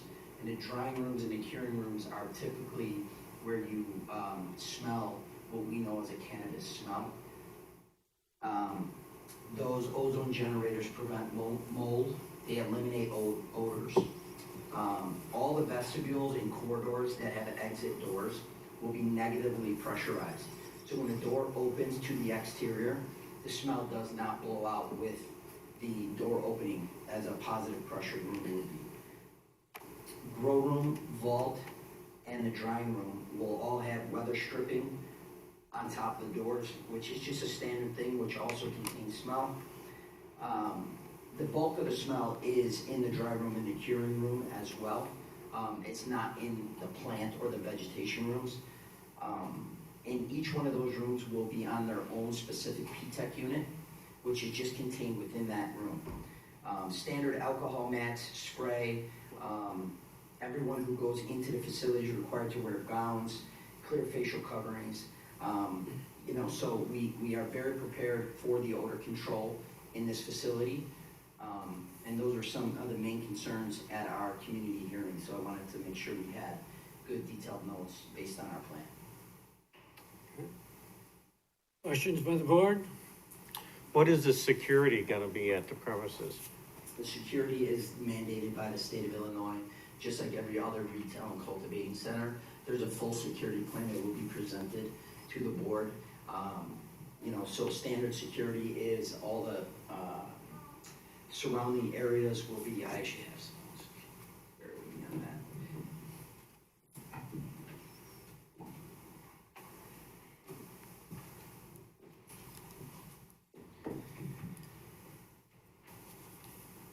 So it starts with the landscape plan, the vegetation around the perimeter, including a fence, which visually will block people from the normal communities to be able to see inside what's going on at the facility. The interior has no vegetation to allow for clear lines of sight by all cameras. The loading zone, which is in the rear of the building, where vehicles will be transporting in and out of, and it is not a several times a day thing, it is not a 24-hour thing. There's loading in and out, but that will be an opaque fence and completely secure. The full security plan that will be presented is security cameras and surveillance, intrusion detection, and access controls. all of that will be shared with the city as well, as a state. Are the security cameras monitored 24/7? By the state, yes. And there's 6 months backup on every camera there. That's a state requirement. So it's a state employee? The state has access to the cameras 24/7, 365, yes. But there's a database and a server that contains all video footage in the facility for 6 months. Okay, I'm more concerned about real time. Yes, If someone's snooping around there at 3 in the morning, correct. There's security on site 24/7. The facility runs 24 hours, 7 days a week. With multiple shifts, obviously, but yes. okay. I don't know if this is for you or for the owner, but I was interested in the setback that was reduced from 250 to 177. The setback, Increased. okay. Was that negotiated with the residents during that meeting? It was not negotiated, sir. It wasn't like we left that meeting and they were happy with that number. Absolutely not. We don't want to give you that impression. What, Whoa, whoa, whoa. Go ahead. at that meeting, I had one proposed plan in mind, and that's the one that was presented, and that's the one that had a much shorter distance to that property line. The initial proposed design, I think it was only 40 feet from property line. Right. After that meeting, after outside the presence of the people who came to tell us what their concerns were, we sat down, looked at the plan, made some decisions how we could rearrange that placement of that building and also get within code of everything else with the city, have appropriate detention and so forth. And however, make the structure much farther away. And that's what we were able to come up with, and that's why we presented it to the city as a secondary proposed site. So not, It wasn't like they negotiated, they approved that. In fact, I don't know if any of them knew that we changed our plan until they came today or here this meeting. And we wouldn't have been able to know in that meeting, sir. It was Sure. sent off to the architect and we said, hey, here are the concerns that the people had. How can we adjust and make this better for them so we have more distance between any residential lot line to the actual corner of the building? And we had them put it on the plan as to exactly what the size is. I wonder if you tried to redesign the building to make the setback 250 feet. Maybe Michael can answer that one for you. Okay. Michael Alessio. We can do that, but that would reduce the footprint of the building to 43,000 square feet. Would you announce, you haven't been sworn in? Do you swear the evidence you're about to present is the truth under penalty of law? I do. Name and address for the Michael record. Alessio. I'm a resident in Cape Coral, Florida, but spend 40% of my time here in Chicago, in the Joliet area. Okay, go ahead. If we reduce that to 250, that would push the building footprint to 43,000 square feet, which that would reduce our footprint in the building and what we are capable to do as a business. So we're asking the board if 177 feet would be adequate, so we can remain at 59,000 square feet. Any other questions? There's at least one resident who was to be 40 feet and now will be 177 feet from this building. Maybe you should try to buy him out or something. That hasn't been brought to my attention that they would want that. I'm more than willing to listen to the resident. Okay, well, and I don't live there, so I don't know, and I don't mean to be picking on you, but there's probably more than one resident who's less than 250 feet, which is a... Well, let's wait and find out. They'll have a chance to speak. Okay. I don't believe that's true. I believe there's just one resident that it would be less than the 200. Well, let's not speculate. We can have the audience answer questions, and they can come up and state their objections if they wish to. So Okay, all let's right. go on. Yeah, thank you. Thank you. Any other comments by the board? I just want to clarify, are you saying that there's only one house that would be within that 200? There's one house, it's the property line. Yeah. So that one line you see across this almost center of the plan that you see there, it's marked as 107. That is the shortest location of. The closest to the property, closest to the yeah. property line. Every other place is in excess of that. Yeah. No other property owner is within 250 feet or less. Got it. Thank you. Any other comments by the board? Anyone in the audience wishing to speak in favor? Opposed? Okay, do you have a spokesperson? Because we're going to limit the comments to 4 minutes per person when you come up. And if there's repetition of information or concerns that have been stated, I'm going to call you on it and ask you to proceed. So who wants to come first? If someone has already said what you're concerned about, don't come up here, please.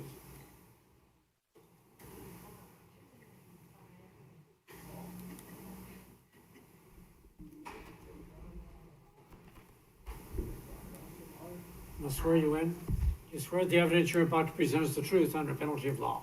Yes. Name and address, please. Laura Sperstead, 740 Sugar Creek Drive. I will come in right at 4 minutes, so I'm going to really reduce this and ask if I can turn this in and have it in the record. What is that? It's what I'd like to say, but I don't want to waste all your time. Well, thank you for that. I'm against this for 5 reasons. The first is the variance. We're talking about a daycare right across the street. They mentioned Family Dollar. There's a home right across the street that is a daycare. We have a neighbor, as you pointed out, they don't want to be bought out. We have a lot of homes in Sugar Creek. It's been there since 1958, 150 homes. The church is also within that 250 feet, and that is directly to the west. It also appears that the property owners have already violated some portions of the ordinance as it relates to the Sugar Creek watershed. They should be good neighbors on both sides of the creek.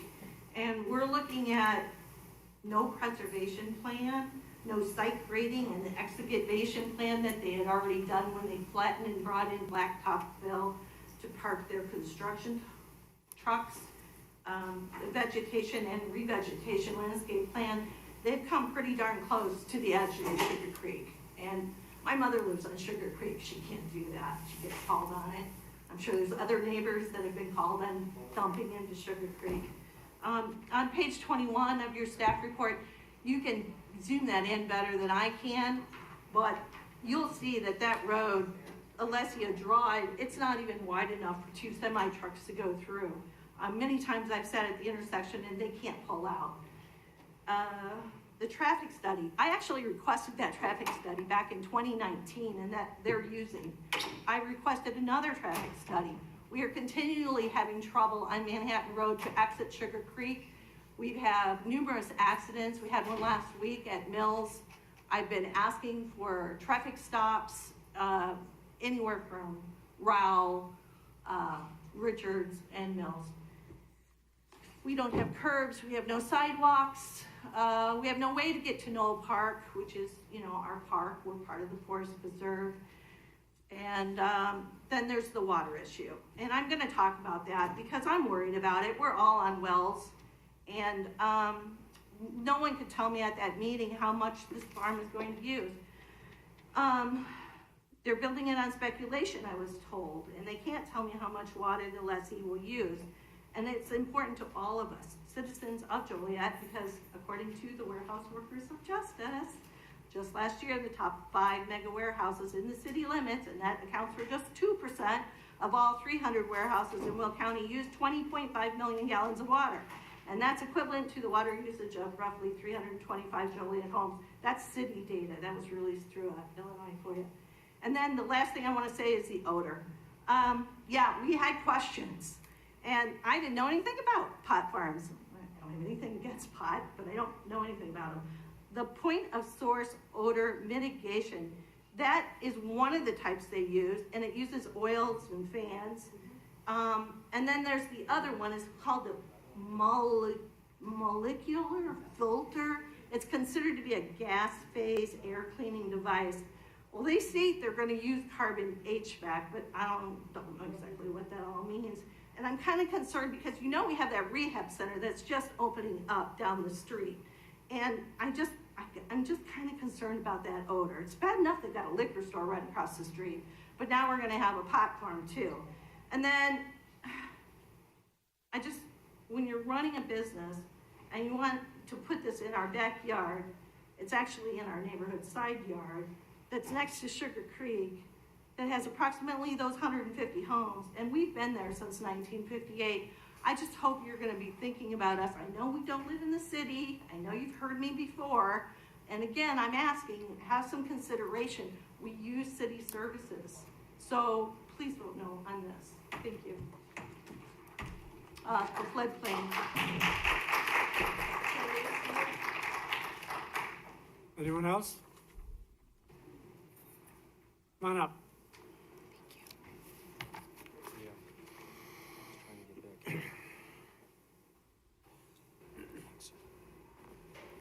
You swear the evidence you're about to present is the truth under penalty of law. Yes. Your name and address, please. My name is Richard Welch. I live at 406 Judge Court. I'm actually at the dead end of the street where this is taking place. I have approximately 3 acres that ties over to Sugar Creek. I've lived in this area for 37 years. Quiet area. The Lessios have had this property for a number of years. I've considered them a good neighbor up until now. Some of the things that I have problems with is they did a lot of work without any permits. They cleared that land. They used to keep it just grassed, cut neatly. They added berms. They took down trees. They brought in, I don't know how much fill on weekends only, and asked questions, and the neighbor that's closest to him, she actually went to the city to try to find out. We both did. We couldn't get an answer of what was going on. And finally, we come to see what's been in the makings of this. They say they had equipment parked there. Well, there wasn't any equipment parked there for years. They've got equipment there now, earth moving equipment for preparing to do what they're about to do. But there hasn't been any permits that they got it all. And they are a well-noted construction company. They're doing excavation all over the place. And I know the city, and you guys, you are the zoning board. I was told that it something that slipped by. Well, no, I really don't believe that. The meeting, we talked at the meeting, we talked about the odors. I have major concerns about the environmental things for humans and for plants, animals. If you do a good study and read up on these type of sites that we're talking about, you have a lot of issues that really are still coming in discovery of how hazardous these places can be. And not only for just the residents, but for the actual workers that's working in these places. So definitely the setback, 40 feet was ridiculous. I think it should stay to 250 with no doubt, And like I said, you got a lot of elderly residents out there, and the neighborhood has been nice, and the biggest thing that I worry about is our property values. What is that going to do to our property values? So these are the concerns that I have. I haven't received information on, actually, they don't know who's running this place. They say it's a minority. We don't have answers to ask all these specific questions to get good answers. They can't provide them. So it's kind of a mystery thing. I was told I'm getting the cart ahead of the horse. I think they got the cart ahead of the horse. And then, like I said, how can you allow this type of stuff that went on with setting up this area, fenced a lot of trees, chased all the wildlife out of there. I mean, they took down a lot. And we couldn't get any answers until now we see what's going on.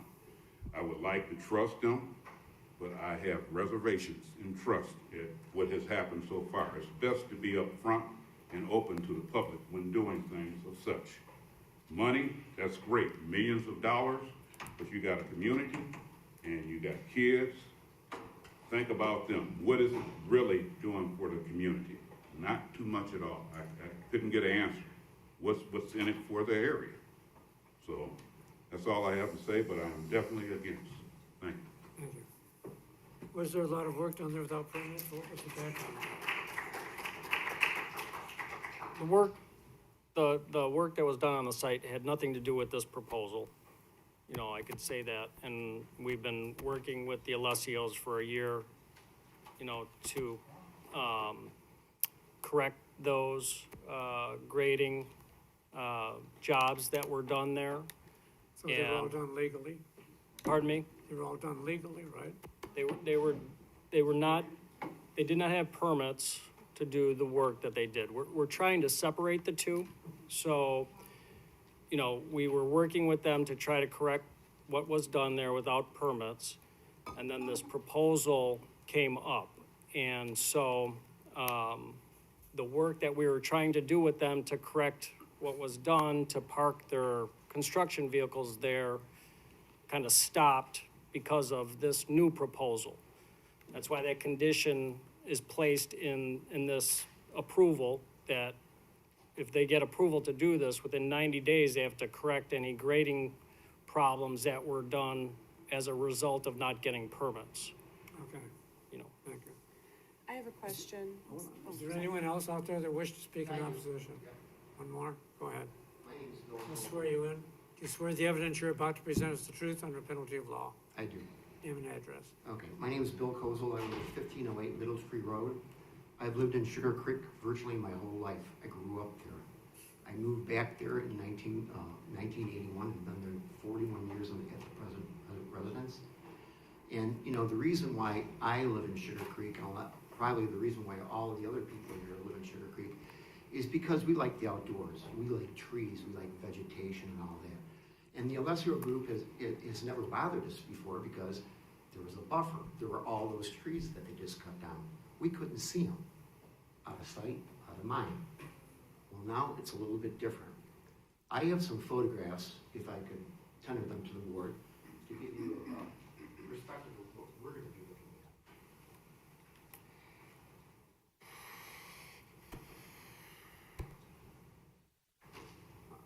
Just put them up. There's a packet for each one. And by the way, I take it Mr. Alessio is not going to be voting on this. You got one? Keep it going. He just left for the. Is he a relative? I don't know if he's related or not. He's gone for the rest of the meeting. Okay.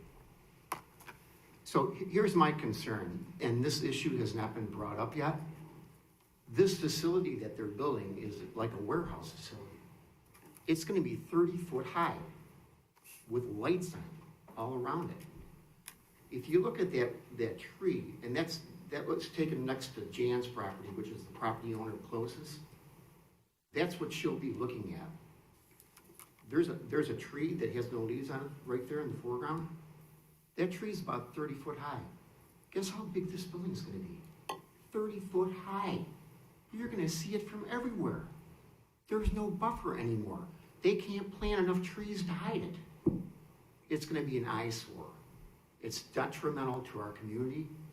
We've been there forever. And now they wanna come in and change everything. And I'm against it. Thank you.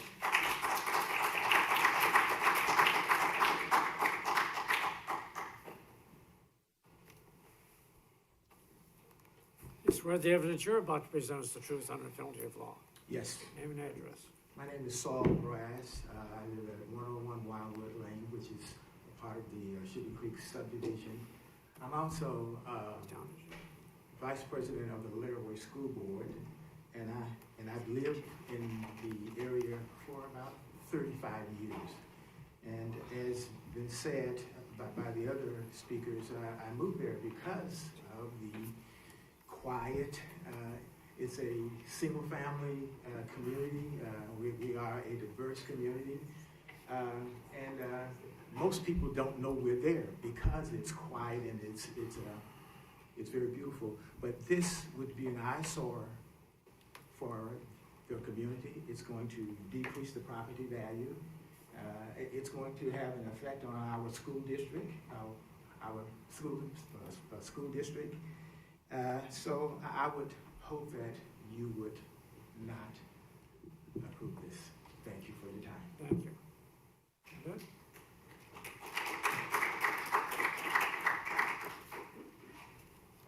Swear the evidence you're about to present is the truth under penalty of law. I do. Name and address. My name is Monty Moore, and I live at 308 Middle Tree Road in the Sugar Creek subdivision, unincorporated Joliet. And I am against this variance. I'm against this building this new cannabis facility. I'd like to start out by saying I'm a retiree from Exelon for 30 years. I've worked in construction, work management, modifications, operations, and maintenance. So I understand how systems work. And one of the systems that I'm concerned about with this facility is what their wastewater disposal plan is.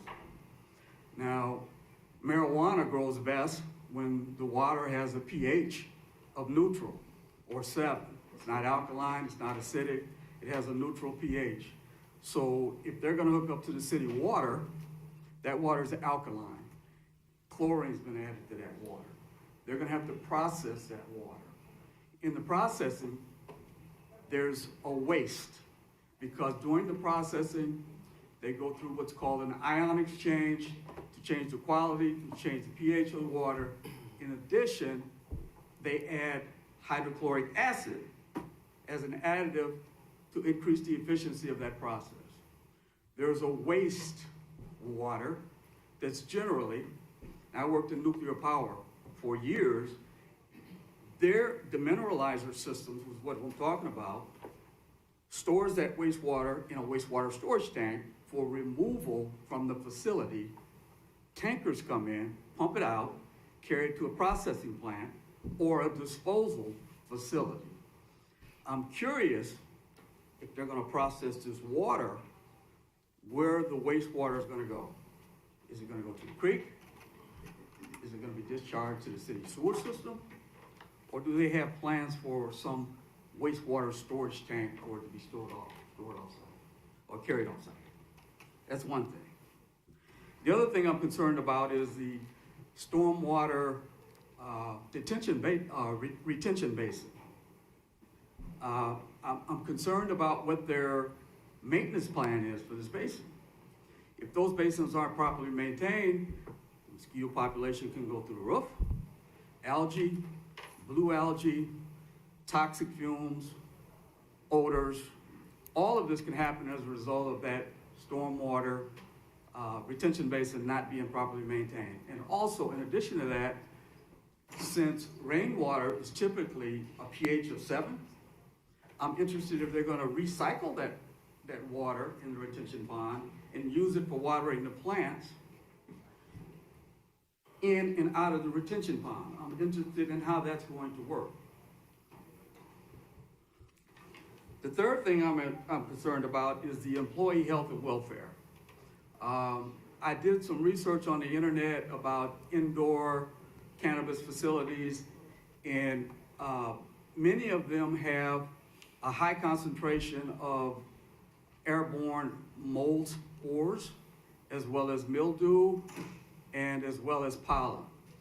If you have people who have suppressed immunities working in these facilities, or you have people who have allergies, what is the safety plan to mitigate any negative health effects for the employees working at the facility?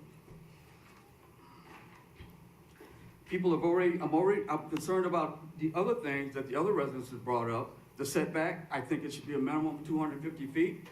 The current site violations, how could a company that's got 120 years of cumulative experience in construction and excavation overlook the fact that they need permits? You're being repetitive on this now, please.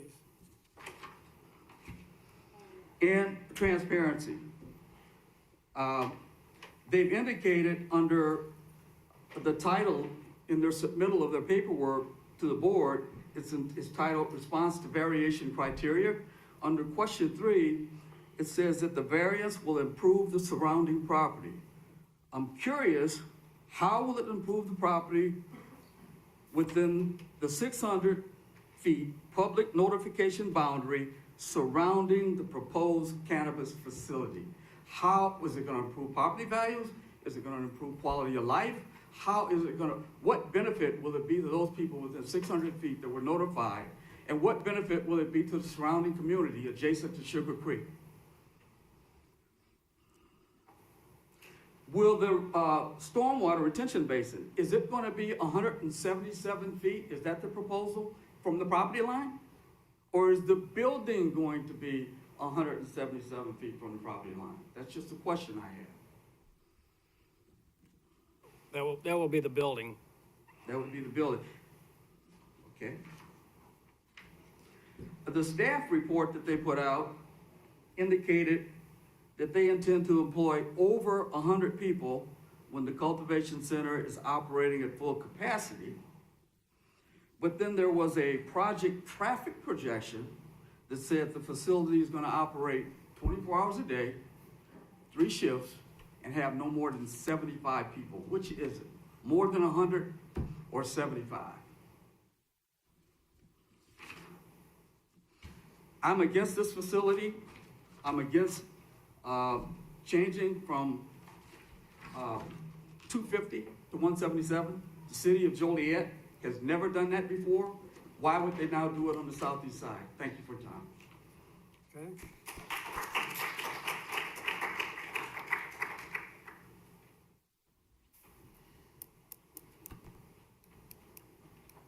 As far as the evidence you're about presents the truth under a penalty of law.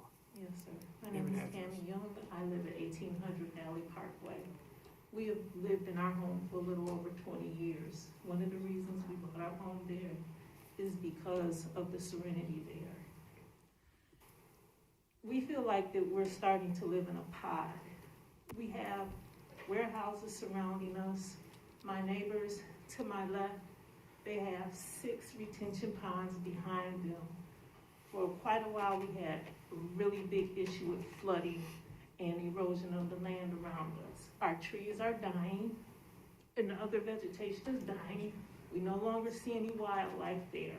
When they put the IKEA behind us, they explained to us that we would not have any noise pollution, any air pollution, and they said that lights will be at a minimum. None of those things have occurred. We hear a constant beep 24 hours around the clock. Then we get additional traffic. Our roads have never been torn up in our neighborhood. We have all kinds of potholes because we have the uptick in traffic has just went through the roof. And if you've seen this area that they want to put this facility in, it's a 2-lane street. There really isn't even room on the side if you had car trouble. So we already have multiple accidents on those roads already. There's only 3 exits out of our neighborhood. 2 of those exits are main exits where they want to build at, on the Manhattan Road and Rowell Avenue. And we're still getting a lot of truck traffic that is supposed to be forbidden from coming through our neighborhoods. We have children, we have families. And this is not going to be beneficial to us. It's actually destroying our neighborhood. It's not working for us. And we're invested. We're homeowners. We're not renting. We're homeowners. We're invested. We've been there. We've grown our own neighborhoods. And then when we need something done in our neighborhood, we have to ask someone, is it okay? Can they help us out? But outsiders are coming in and destroying our community. And that's what we are. We are a community. Thank you.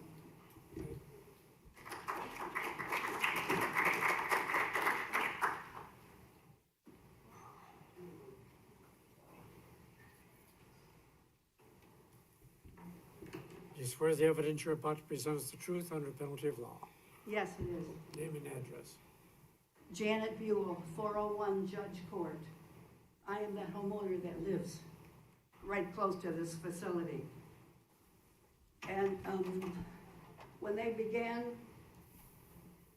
something over there, I would call the city all the time to try to find out what was going on.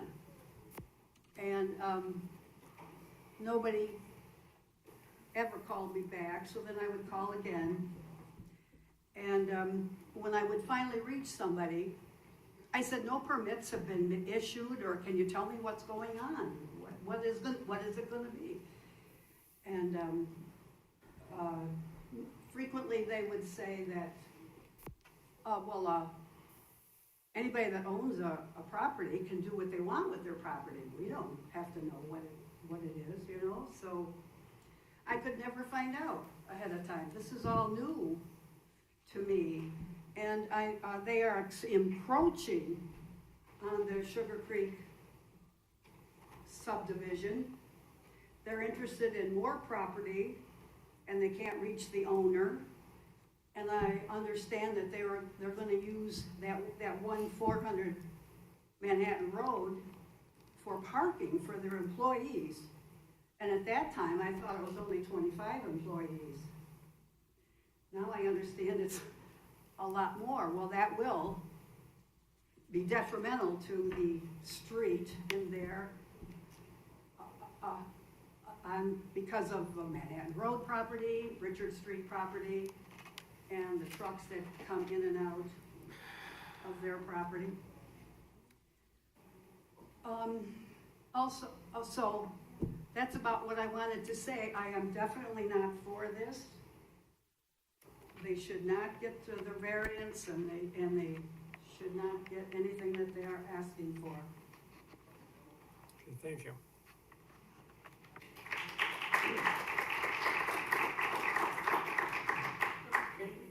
I'm gonna close the petition, and do you want to rebut or answer any of those questions? Someone else that wants to speak.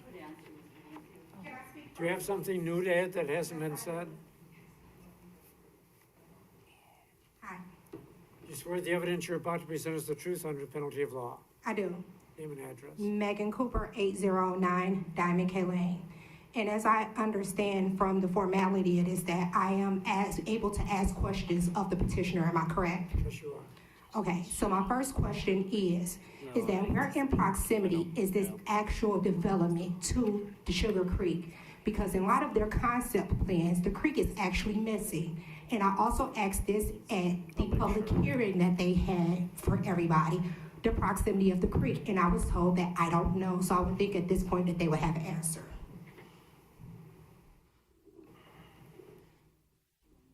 Will you pose the Okay, question? okay, do you want me to keep going? Okay, so the next thing would be, is that on one of their concept plans that they have on there, there is an area with a red box there. That is not really indicative of the, it doesn't give a precise mapping of how large this actual development is, because by the Will County GIS website, from point to point, we measured. And we also put it up against their actual concept plan. From point to point before you actually led into the creek was 581 feet. However, using their own scale that they provided on one of their concept plans, the proposed development is around 607 feet, give or take a little bit. So according to their concept plan, this wouldn't actually even fit the actual property in itself. Another thing is that we need to quit sugarcoating this. We have a ex-judge / attorney that's actually representing this company. And we also have a construction company who has had years in the business. They did this work with no permits. IDNR was not contacted, nor was the IEPA contacted, nor was the Army Corps of Engineers have to be consulted as well. Also, with this being within a watershed protection area, there is such thing called a storm water management plan and also a storm water management permit that should have been obtained, I believe, with this, with the construction that they have already done. And underneath the ordinances, grading, cutting down of trees is actually considered to be development. So by saying that you're working with them to actually fix the the current violations that they already have, what makes them so special that they could come before you, ask for a variance, first off, of 177 feet from 250 feet, which would actually set precedents for anybody else that wants to build anything that has to do with cannabis in the city of Joliet. That would actually set a precedence that they can come and ask for a variance, whether or not if it's on the west side or anything else. So we're asking that that be knocked down. Two, this is on the brink of a neighborhood. There are actually locations, there's actually already a cannabis facility, and it's in Center Point, exactly where they should be. Not on the brink of a neighborhood where people have to live there, growing their families.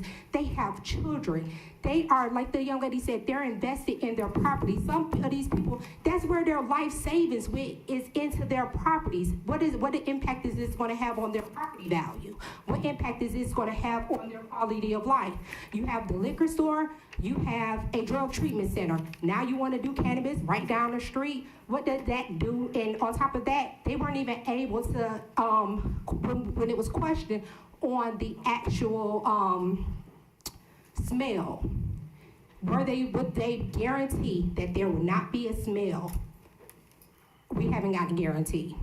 If you actually go through and you do some research, they talk about the smell of these facilities, how you can smell them for miles on, and it smells like skunk.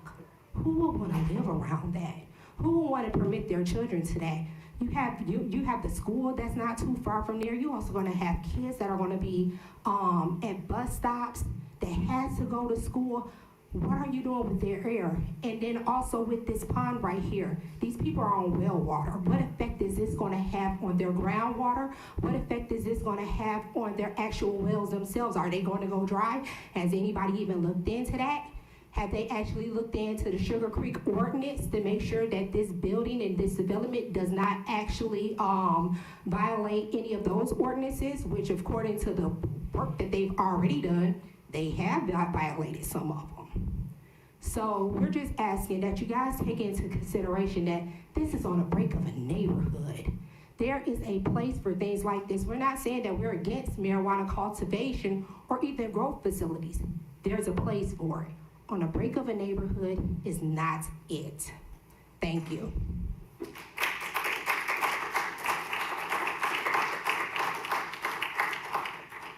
That it? Did you care to answer some of those questions? Other people want to speak. You want to speak too? Yes. You have something new to present? Well, I don't know. I don't think anything's new, sir. Okay.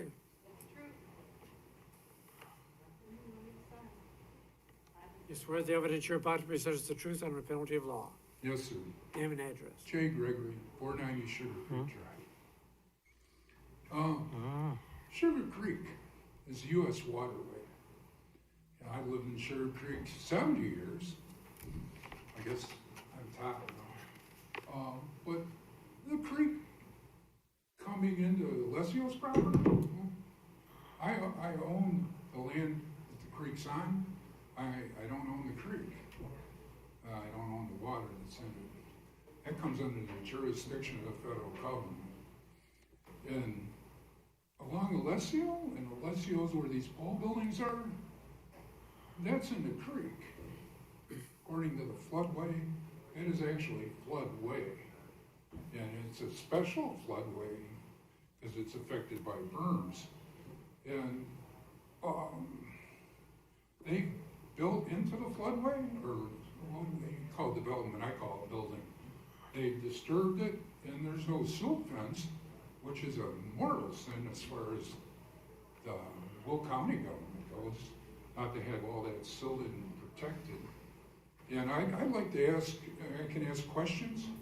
The rules for the waterway, I live in Will County, Joliet Township, next to Joliet, and the rules seem to be different in Joliet than they are for the property I own all the way to the east. And when you get to where Alessio is, and I investigated that, and it seems to me that the old FEMA maps that I get when I Google or whatever show Will County and not Joliet. Now, I don't know why Joliet isn't on it, but if you look at the floodways stop at the edge of the Sugar Creek, and they start again past Alessio's property, which is really suspicious, but it really isn't, because when Will County did the maps, they did them for Will County and not Joliet, so they eliminated the floodways in Joliet. I know that sounds strange, but they don't show up on the maps because they've been eliminated. So if you have an earlier map, it doesn't show any of that in the floodway. But if you look at a map today on that's all in floodway, and it's not, actually the pole buildings are in the flood. So, and not the floodplain, the floodway. And I'm concerned with Sugar Creek. Like I said, I lived there my whole life. My dad built the area. I just don't know how they can do that. I can't work on my own property. And I can't do anything. I can't remove debris from the property without having the Will County come down and cite me. So I don't know how you can put things into the creek without Will County citing you, but they claim that it's not their business because it's City of Joliet's business. And if you call the City of Joliet, they can totally ignore you. So that's all I have to say. Thank you. And I vote your conscience. And I have one, I'd like to address your question, that Sugar Creek doesn't want any intrusion into Sugar Creek. So buying a house in Sugar Creek and moving the border closer into the Sugar Creek, that's ludicrous. They have pole buildings all the way to the west. They could knock down 2 or 3 pole buildings if this is such a valuable consideration, and move the whole thing farther to the west, not towards the east. You understand what I'm saying? So we don't want them in Sugar Creek. We don't want them outside of Joliet. Does that make any sense? Thank you.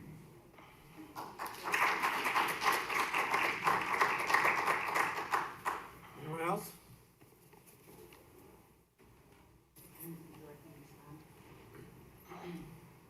Thank you very much. I think some of those questions were very pointed, and I'm happy to answer. One of the questions was, outside of the scope of this building, this proposed development, how much is remaining as a buffer between the development site, the creek, and then the property that Alessio owns on the opposite side? I did not have an answer at the public meeting. The answer is 252,917 square feet. That is 5.806 acres are remaining of vacant land between this property up into the creek and the property on the opposite side of the creek. The property owners on the opposite side of the creek, their property line does not come up to the creek unless your property goes to the other side. So this is a substantial natural buffer. There was also a question from the gentleman about how does the operation of this business work relative to water disposal. I think this is a good opportunity for me to suggest. Alessio is doing this as a development plan. The first step is to come in front of this board and say, does this plan get your approval? And if it does, then we have many, many more steps to take. We are under a confidentiality agreement as it relates to who will own the license.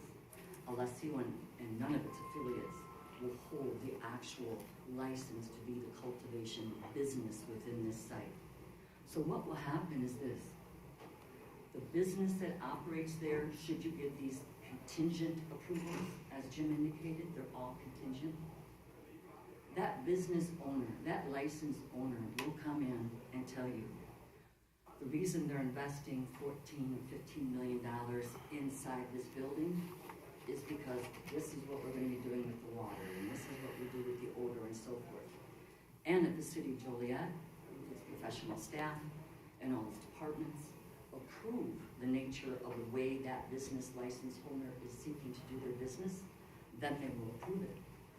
Should they seek not to, then Alessio will have a decision to look to another potential license holder who may do it better and according to different standards, Or we will say to the city of Joliet, please allow our special use permit to be withdrawn. We will not be operating the business. This is in order to make the potential business owner, the person who is the experienced cultivator, the one who makes the medical marijuana and the recreational marijuana available in the state of Illinois, to be able to step before you and say, okay, this site's okay, now let me tell you about us. And that's the person, and that's the business of doing the business of cultivation. And the city of Joliet has all the tools in place in which to approve or disapprove that business license. So I hope that does answer why maybe I stand before you, or I've been in a public meeting before and said things like, I don't know, or let me try to find out.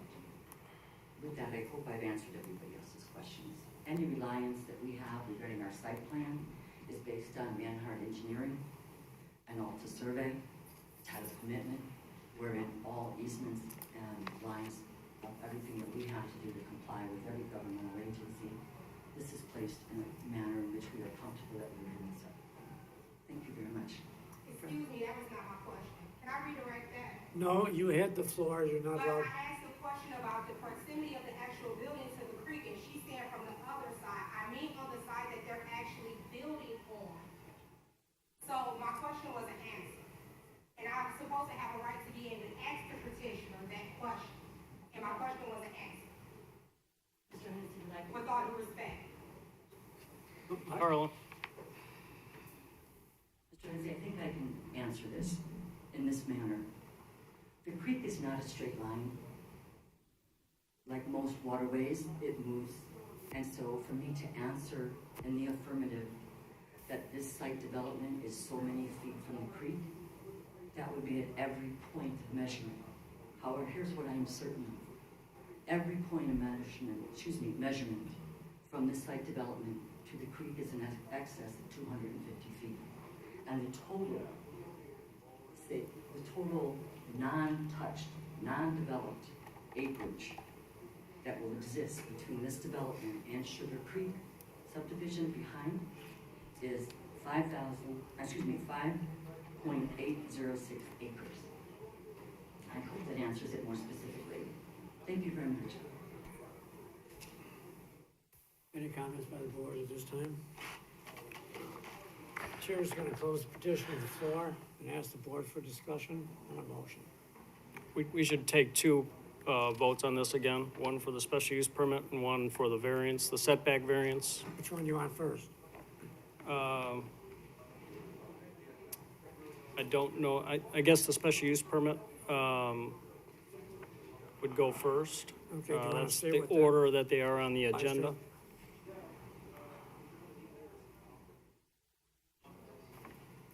Do you want to stay with that permit applies to? The special use permit would allow the use of the cannabis cultivation center and adult use cannabis facility. It just allows the facility, it has nothing to do with the setback. Okay. Motion would be in order. Well, due to OSHA taking care of the employees that are on the property, EPA taking care of the water and the air, and the state involved with the security of it, I feel that there's enough protection to make a motion to approve this property. Is there a second? Calling again for a second. If there is no second, is there a motion to deny? I'll make a motion to deny. Second. Have a motion second to deny the petition. Hold the board. Ms. Safford? Aye. Mr. Noctree? Aye. Mr. Riggs? No. Ms. Rohr? Aye. Mr. Hennessy? No. What's the vote? There's 3 yes votes and 2 no votes. Goes to the council with no recommendation. And now for the variance, from 250 to 40 is the request, but there's a condition that it would be at least 177 feet. Motion be in order. Make a motion to accept it. Is there a second? Once again, is there a second? Motion failed. Is there a motion to deny? Motion to deny. Second. We have a motion second to deny the petition. Poll the board.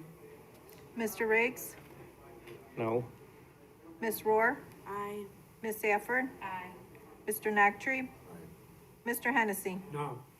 Once again, it goes to the city council with no recommendation. That variance stops here. The variance did not get approved, so if something changes at the city council meeting on the 16th and 17th where they would approve it, there would be no variance on setback.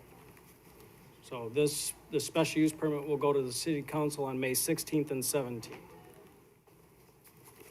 Okay, we need to move through this agenda fast for these other items. We have Plan Commission waiting, so I'm gonna be really brief on these next agenda items.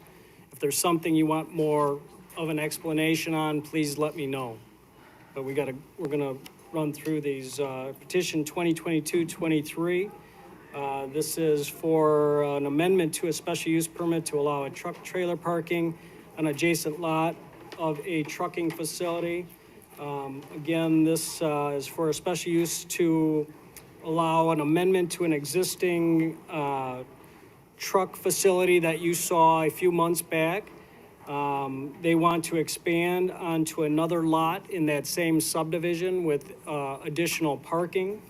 All the conditions that were placed on the original request for the payment in lieu of taxes, landscaping, and nuisance would all be the same. This would be approximately adding 20 more trailer spots.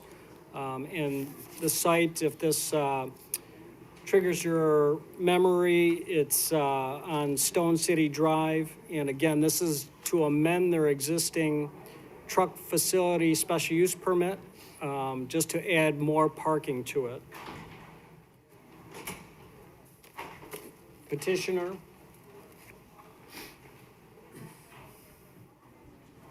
Heard the evidence you're about to present is the truth under penalty of law. I do. Name and address. My name is Jonathan Shalangi, 6350 West 124th Street in Bayless Heights, Illinois. I represent the petitioners. As the staff report indicates, we're just amending an existing special use that was recently approved in February to add approximately 1.35 acres to the south of 198 West Laraway, along the east approximately 200 feet. I'm here for questions. Otherwise, I stand by the staff report. Okay, questions by the board? Anyone in the audience wish to speak in favor? Anyone opposed? Chair closes petition, asks the board for discussion and a motion. Motion to approve. Second. A motion is second to approve the petition. Poll the board. Ms. Safford? Aye. Mr. Alessio is absent. Mr. Nactry? Aye. Mr. Riggs? Aye. Ms. Rohr? Aye. Mr. Hennessy? Aye. Thank you. Next petition is 2022-24. This is Mountain Road THLLC. This is at the southwest corner of Mountain Road and Hollywood Road. This is an extension of their special use permit to allow a truck and travel fueling center. If you remember, again, goes back a little bit further than the last one, but they received approval to do a fueling center here. They did not have a user at the time, so it delayed them in trying to get this up and going in that 100-day time period that special use permits are good for.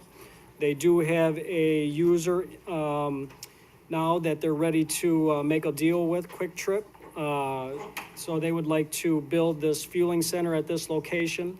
So this extension would just allow additional time to finalize that deal and for them to get up and going. Okay. Petitioner here? Yes. You swear the evidence you're about to present is the truth under penalty of law. I do. Name and address. Alan Zocker, 1000 West Irving Park Road, Itasca. Go ahead. What we were looking at doing here is we are under a letter of intent with Quick Trip to purchase approximately 6.5 acres at the basically southwest corner of Mound Road and Howard Lane. So we're in the process of working together with them right now, and they are waiting for the special use, and hopefully here can get in the permit within the next, by October. Okay, comments by the board, questions? Anyone in the audience wishing to speak in favor of this petition? Is there anyone opposed? Chair closes petition to the floor and asks the board for motion. Move we approve. Second. We have a motion and a second to approve the petition. Pull the board. Ms. Rohr? Aye. Ms. Safford? Aye. Mr. Noctree? Aye. Mr. Riggs? Aye. Mr. Hennessy? Aye. Thank you. Moving on to the last agenda item is petition number 2022-25. The applicant is Tread Rock Tire Services LLC. They're the contract purchaser. This is to open a truck tire repair business at this location on Reeves Road. It's an old existing warehouse area.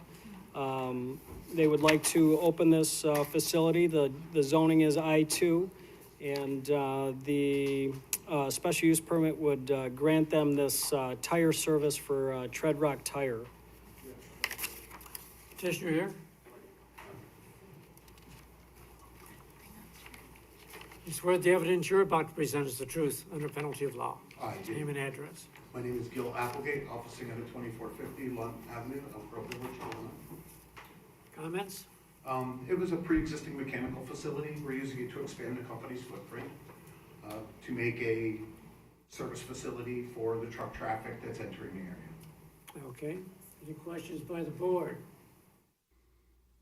Anybody in the audience wishing to speak in favor of this petition? Anyone opposed? Chair closes petition to the floor. Ask the board for a motion. Motion to approve. Second. We have a motion and a second to approve the petition. Pull the board. Ms. Safford? Aye. Mr. Noctree? Aye. Mr. Riggs? Aye. Ms. Rohr? Aye. Mr. Hennessy? Aye. Thank you. Thank you. I need to ask, did anybody not receive entry into the chambers because the doors were shut? We were trying to keep the meetings from crossing over, but if there was anybody that wanted to speak on an agenda item that felt like they were not allowed into the chambers because the doors were shut, you can come up and speak now, or please let me know. I don't see anybody that was. So moving on to old, new business, not for final action or recommendation, we have none. Under public comments, anybody that wants to speak on a non-agenda item is allowed to speak for 4 minutes. Is there anybody that wants to speak on non-agenda items? Seeing none, we could move on to adjournment. Motion be in order. Motion to adjourn. Second. We have a motion and a second to adjourn. Pull the board. Mr. Noctree? Aye. Mr. Riggs? Aye. Ms. Rohr? Aye. Ms. Safford? Aye. Mr. Hennessy? Aye. Thank you, everyone, for your patience and cooperation. Please respect this next meeting that's here. If you're not here for Plan Commission,